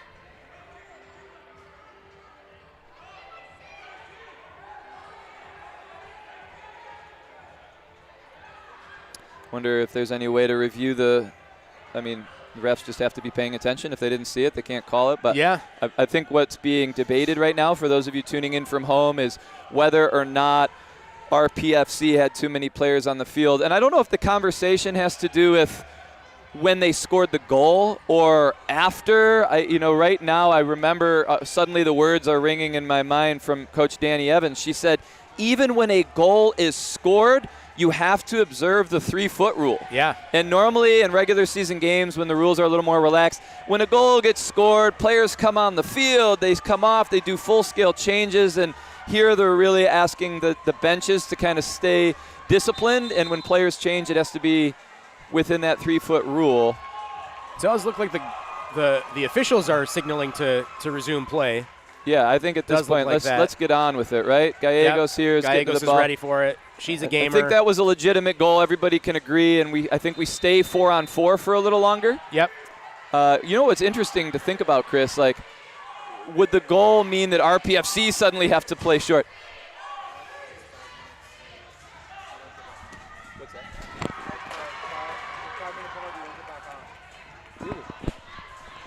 Chris, I've just been informed from our producer, Alex Wright, that with a red – oh, yeah, I think the goal negated it. We're trying to figure out the numbers here with a red card penalty in particular, but I think it looks like both teams are back to full strength at this point. Maybe the goal created that. Ooh, we got a ceiling, and with 11 seconds left, Chris. I think Taylor You couldn't Tufts even finish the 7. You said 11 seconds. It's 11.7 seconds. which is significant. Yeah, that because if there's a 0.7 could rebound, come that into play. 0.7 might Yeah. come into play. But as we've said before, this is an area where oh, I got picked, but I thought Iowa might come the other way. Yeah. 6 seconds. It looked like Macias was about to come back down. I think this period's going to wind down without any more action, although well done there by Arboleda to get a shot off. But it's 6-3, Chris, as the third quarter comes to an end. We will be coming back for a much-anticipated fourth quarter. If you're tuning in from home, this has been an amazing game. Don't go anywhere. We'll see you guys in a couple minutes.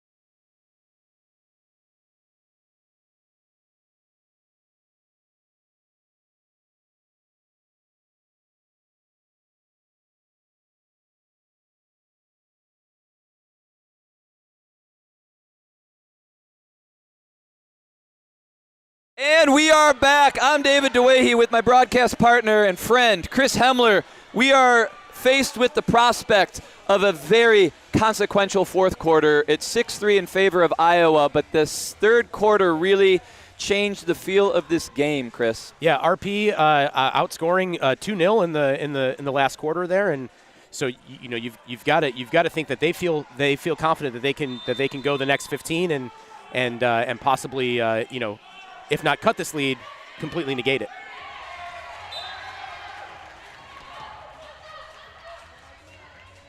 The corner kick coming up here. The vibe at halftime was very different than it is now. Yeah.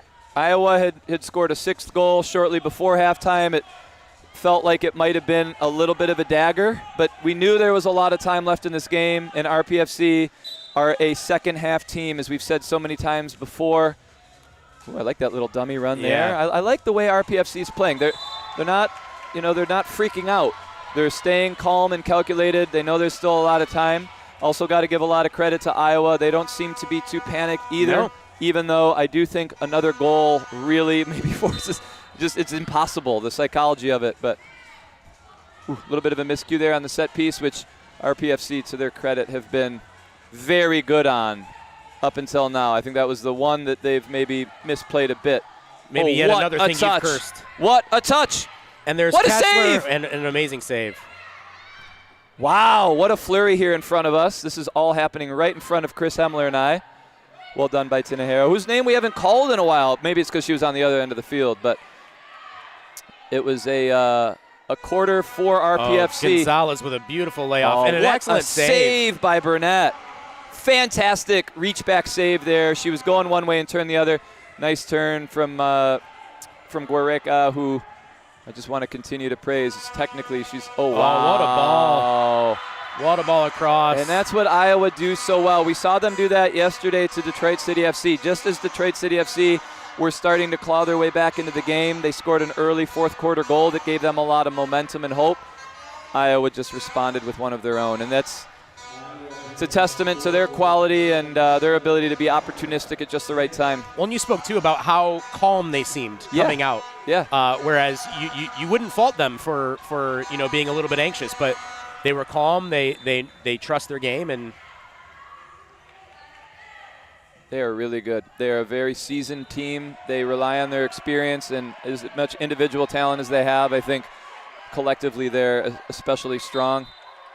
And they have a game plan, and they execute it really well.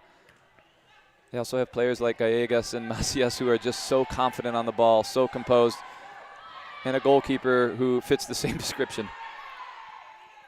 Here we see RPFC chasing a bit, but also with the hope of maybe an interception in a decent area. They are not going to let Iowa. No, they are swarming the ball. Been very effective there.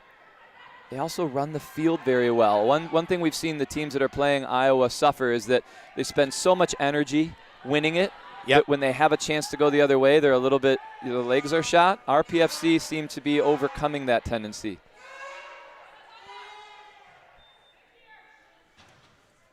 Great diagonal ball there from Kessler. We're one-on-one here. Sanchez is going to try to play it through. It's an excellent intervention there by Denise Valdez. RPFC continue to put pressure on Iowa. Iowa continue to calmly deal with it.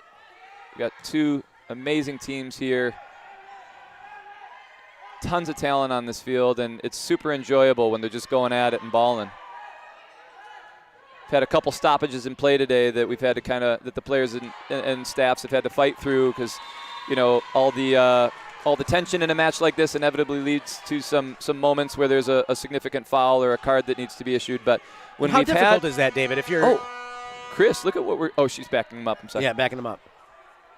Go ahead and say that again. Just how difficult is that to deal with those stoppages, especially if you feel like you've gotten some momentum? Yeah. Oh, it's a huge part of the game, and I think for Iowa, part of their game plan in this fourth quarter, they're going to try and make this game as choppy and full of start stop as possible because they don't want RPFC to get on a run.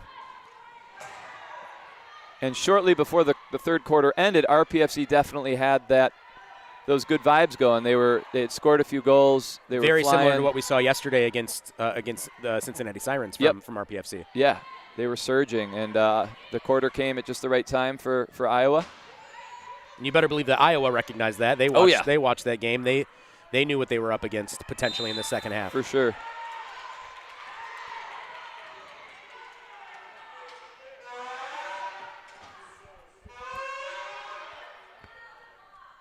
Referee doing a nice job there, getting it back in play. Yeah, there's no real with the clock stopping. There's no real in a stoppage. There's no real time wasting. However, like we said, any stoppage could disrupt momentum. Oh, Tufts is going to go. She was looking for the chip there. I think saw the goalkeeper Tene Harrow off her line. Tufts gets it again in a dangerous spot.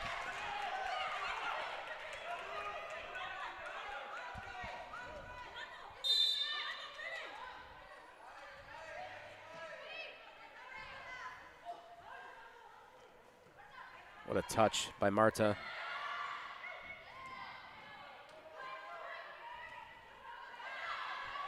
I was just showing how good they are in possession. Yep. Trying to catch Burnett off guard there. She's up for the challenge, and RP's coming back the other way. But again, another intervention by Iowa.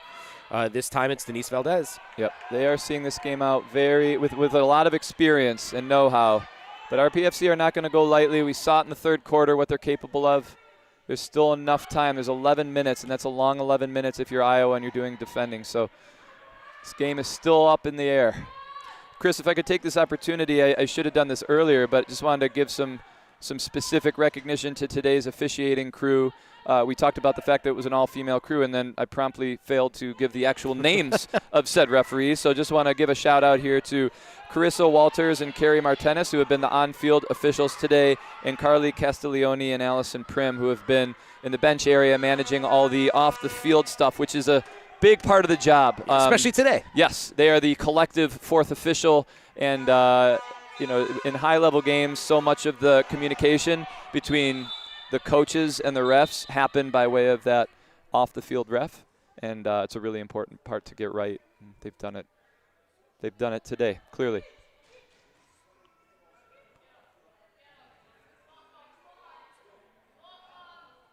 We do have a yellow card at the bench. Yellow card. Not sure what that's for.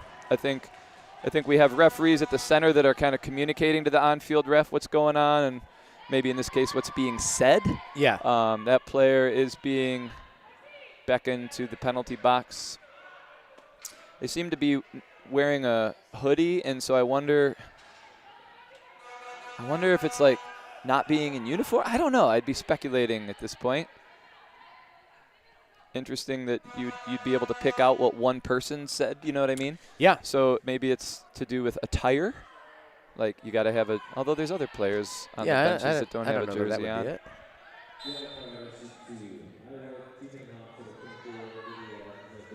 Ooh, that one might slip through.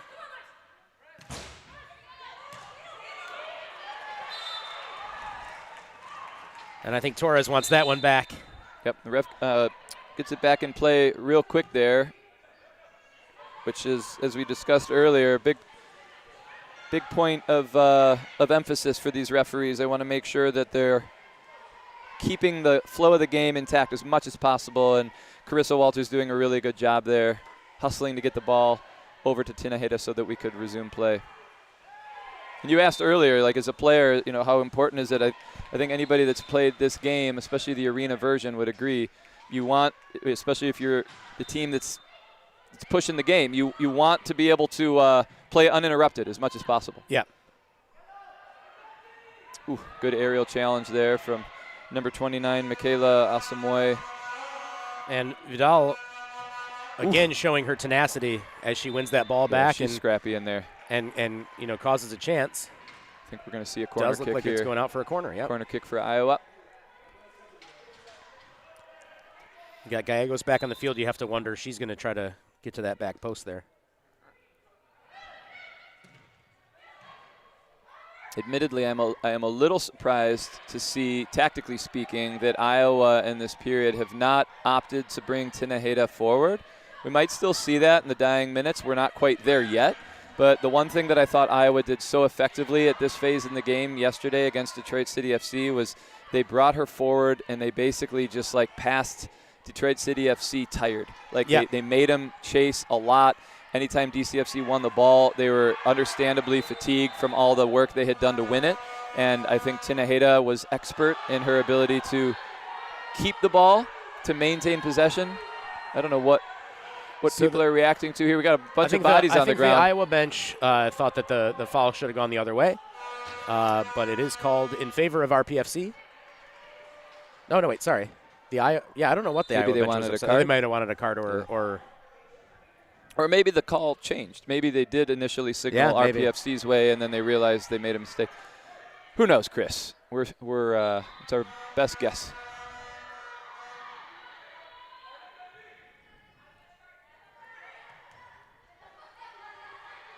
Kessler's good. Kessler is so good.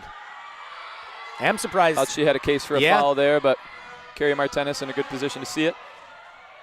And of course, so many of these are really it's tough. It's happening fast, and there's so much gray area on some of this stuff. There's obviously going to be pushing and pulling, but I think when it comes down to it, a ref's just got to set their own line and be as consistent as possible. We talked about that yesterday. These are tough calls to make, though, especially in the heat of the moment. And there's so much, I'll say as somebody who's had to hop in and ref a few games, you can't ignore, the best refs do it, but it's still, I think it's impossible to fully ignore the environment you're in and all the yelling and screaming and complaining and encouragement to change the call or whatever. And it's like, I think that stuff is, I want to really give praise to this crew of officials for managing the game as well as they have and dealing with all the added pressure and added gravity of a final. Another interception there. Macias with a good strike.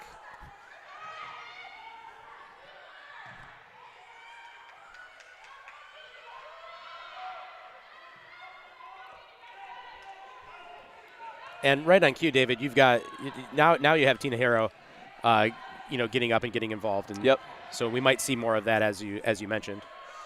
Yeah, she's so adept at joining the play and keeping it. And right now for Iowa, as we said yesterday when they played DCFC, their best defense is to keep the ball in the offensive half.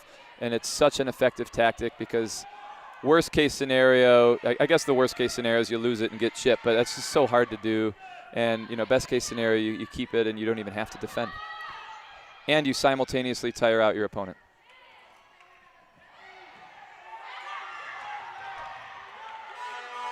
And here comes Gallegos down the flank here, fighting off the defender. Gets poked through. Good first touch there. And good diagonal ball. They got Tufts one-on-one, but she's up against stiff competition, and Macias, well defended by Macias there. It's a nice move put on by Tufts as well. Yeah. A little pull inside and cut outside. I think her left foot speaks for itself today. She's been so dynamic, but Macias up to the task there. I think if I could pick any one-on-one battle to observe today, it's that one. That's two tremendous players going toe-to-toe. It's fun to see them go at it a bit. Oof. Again, the defending, and I think that was Valdez again. I've just been so impressed with Tufts in this game. Her ability to get shots for herself and create chances. She's been really good. Well done by Azi. Leading goal scorer for Iowa this season. She's kind of adapted to a slightly different role in these playoffs. I feel like she's gone a bit more of a bit role in terms of like her offensive production, but the tracking back and the pressure that she puts on, she's found a really meaningful way to contribute without necessarily being on the finishing end of things. That says a lot about a player when they can just be that adaptable in the most important games of the season. She's basically said, like, okay, Gallegos and company, you guys score them, and I'll do the work in midfield, and I'll create. And it's meant everything for her team because she was heavily billed as the one that was going to put it in the back of the net this weekend, and clearly they've decided to have her play a different role, and she's done it very well.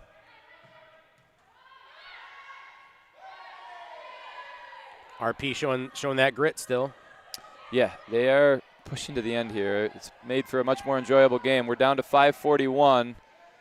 I think great effort there defensively from Rpfc. I was going to say a goal for Iowa could be a dagger, but at this point, 4 goals is doable, and Rpfc are up to it. They are still moving collectively forward, which is more than we can say for most teams at this point in the game against a team like Iowa that will exhaust you. That ball almost made it back to Tufts off the boards in a dangerous area. Foul on Marta Gonzalez. She's saying that there was a bit of a dive there. It's good form on her. Yeah, that's right, on her dive imitation. Yeah, Marta Gonzalez, super high-level player. I think we have a timeout coming here. But she felt like she was honest in her defending there and very respectfully having the conversation with the referee. Yeah. I'm a big fan of Marta Gonzalez. She's been really fun to watch this weekend, and interactions with her off the field have been very pleasant. She's a very polite, sweet person as well. As an accomplished coach, I'm going to ask you one more time. You know, you're RP. You're in the huddle. You've got just over 5 minutes left and a 4-goal differential. What do you say? What do you draw up there? I think the most important message would be that, like, if we're going to get this done, we're going to have to really throw caution to the wind and leave it all on the field. But I think I would counter that with a little bit of a message of, like, you know, there's a difference between rushing it and playing with urgency. And I think the advice being given here is probably let's do the latter. Let's play with urgency. Let's get shots as much as we can and as quickly as we can, but let's not force it. Let's not get desperate, because I think against a team like Iowa, the minute you do something like that, they will punish you. If you force it and you take a shot that you shouldn't and it goes up into the netting, you give Iowa tremendous advantage because they can reset, they can clear it, they can do everything they want to do. But if you keep the ball moving and get them out of position and maybe play that extra pass or two and probe a little bit more, maybe you end up with a goal. And then a goal can lead to two. And it doesn't have to happen all at once. You don't have a ton of time, but you have enough. And so I think the advice is let's do it as quickly as we can, but let's not rush it. I'm sure you can see at home, but Kessler has resumed her goalkeeping. The sweeper duties? keeper Yes. duty, yep. She's done that very well. She did that very well at the end of the third quarter when RPFC really looked at their best in this game. And it did result in a goal for RP. Ozzy was trying to get it down there. Burnett wisely not taking the ball there, knowing that she would have had 4 seconds to get it over the halfway line, opting instead to let her teammate keep possession. Again, well done by Ozzy. She's really making our point from earlier. Yeah. Just a selfless player. For those of you tuning in from home, that's the league leader in goals and assists this year. And she's basically been playing the better part of this final and the better part of this playoff weekend as a defensive forward. Yeah. Maybe you could even argue she's been playing as a midfielder. But she is not. Ooh, what a save from Tinahero. She is not being the greedy goal scorer that you might expect from someone who's come in with those kind of statistics. Quite the opposite. And I think it's given Iowa a chance to show their depth as well. Yeah. And just look at the way she defends. She's getting low. She's in a great athletic stance. She's clearly taking as much pride in stifling RPFC right now as she would scoring a goal. Yep. I've been very impressed with her this Raza weekend. was great at winning the ball back there. Ooh, way to keep that on frame. Taylor Tufts, Yep. even with her non-preferred right foot, is just a handful. Been really impressed with her in this match. Nice move there from the Iowa number 17. That's Lily Overstreet.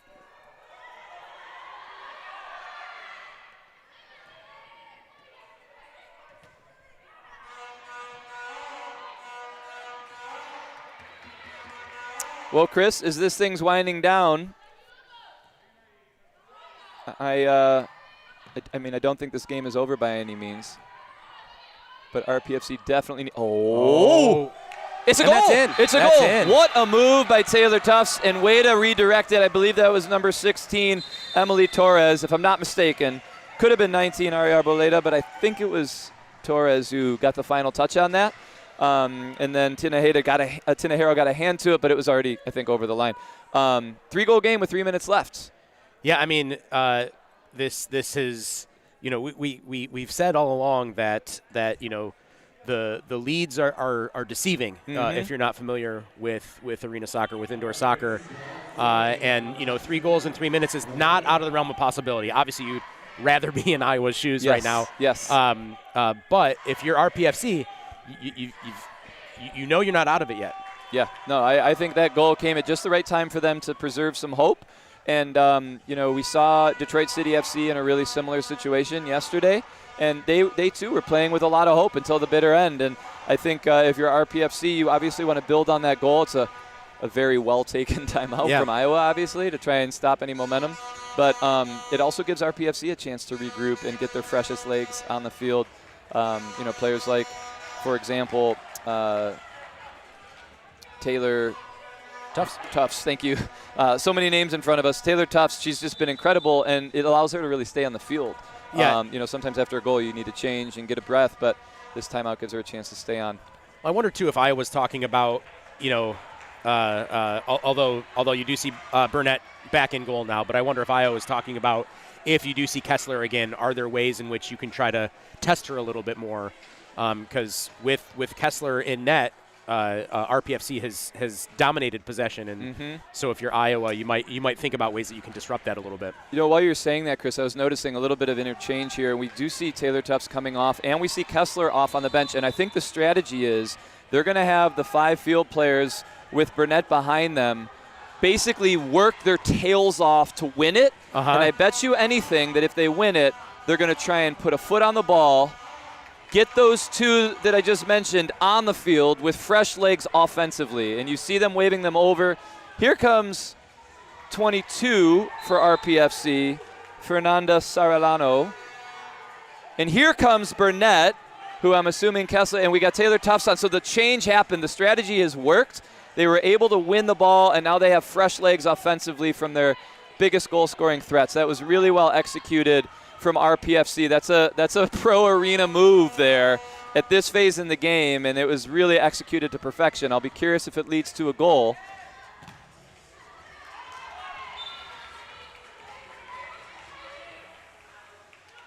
So I think there's an important distinction between a deflection out of bounds like Azi just created and a missed clearance, right? Because that didn't lead to a dot free kick.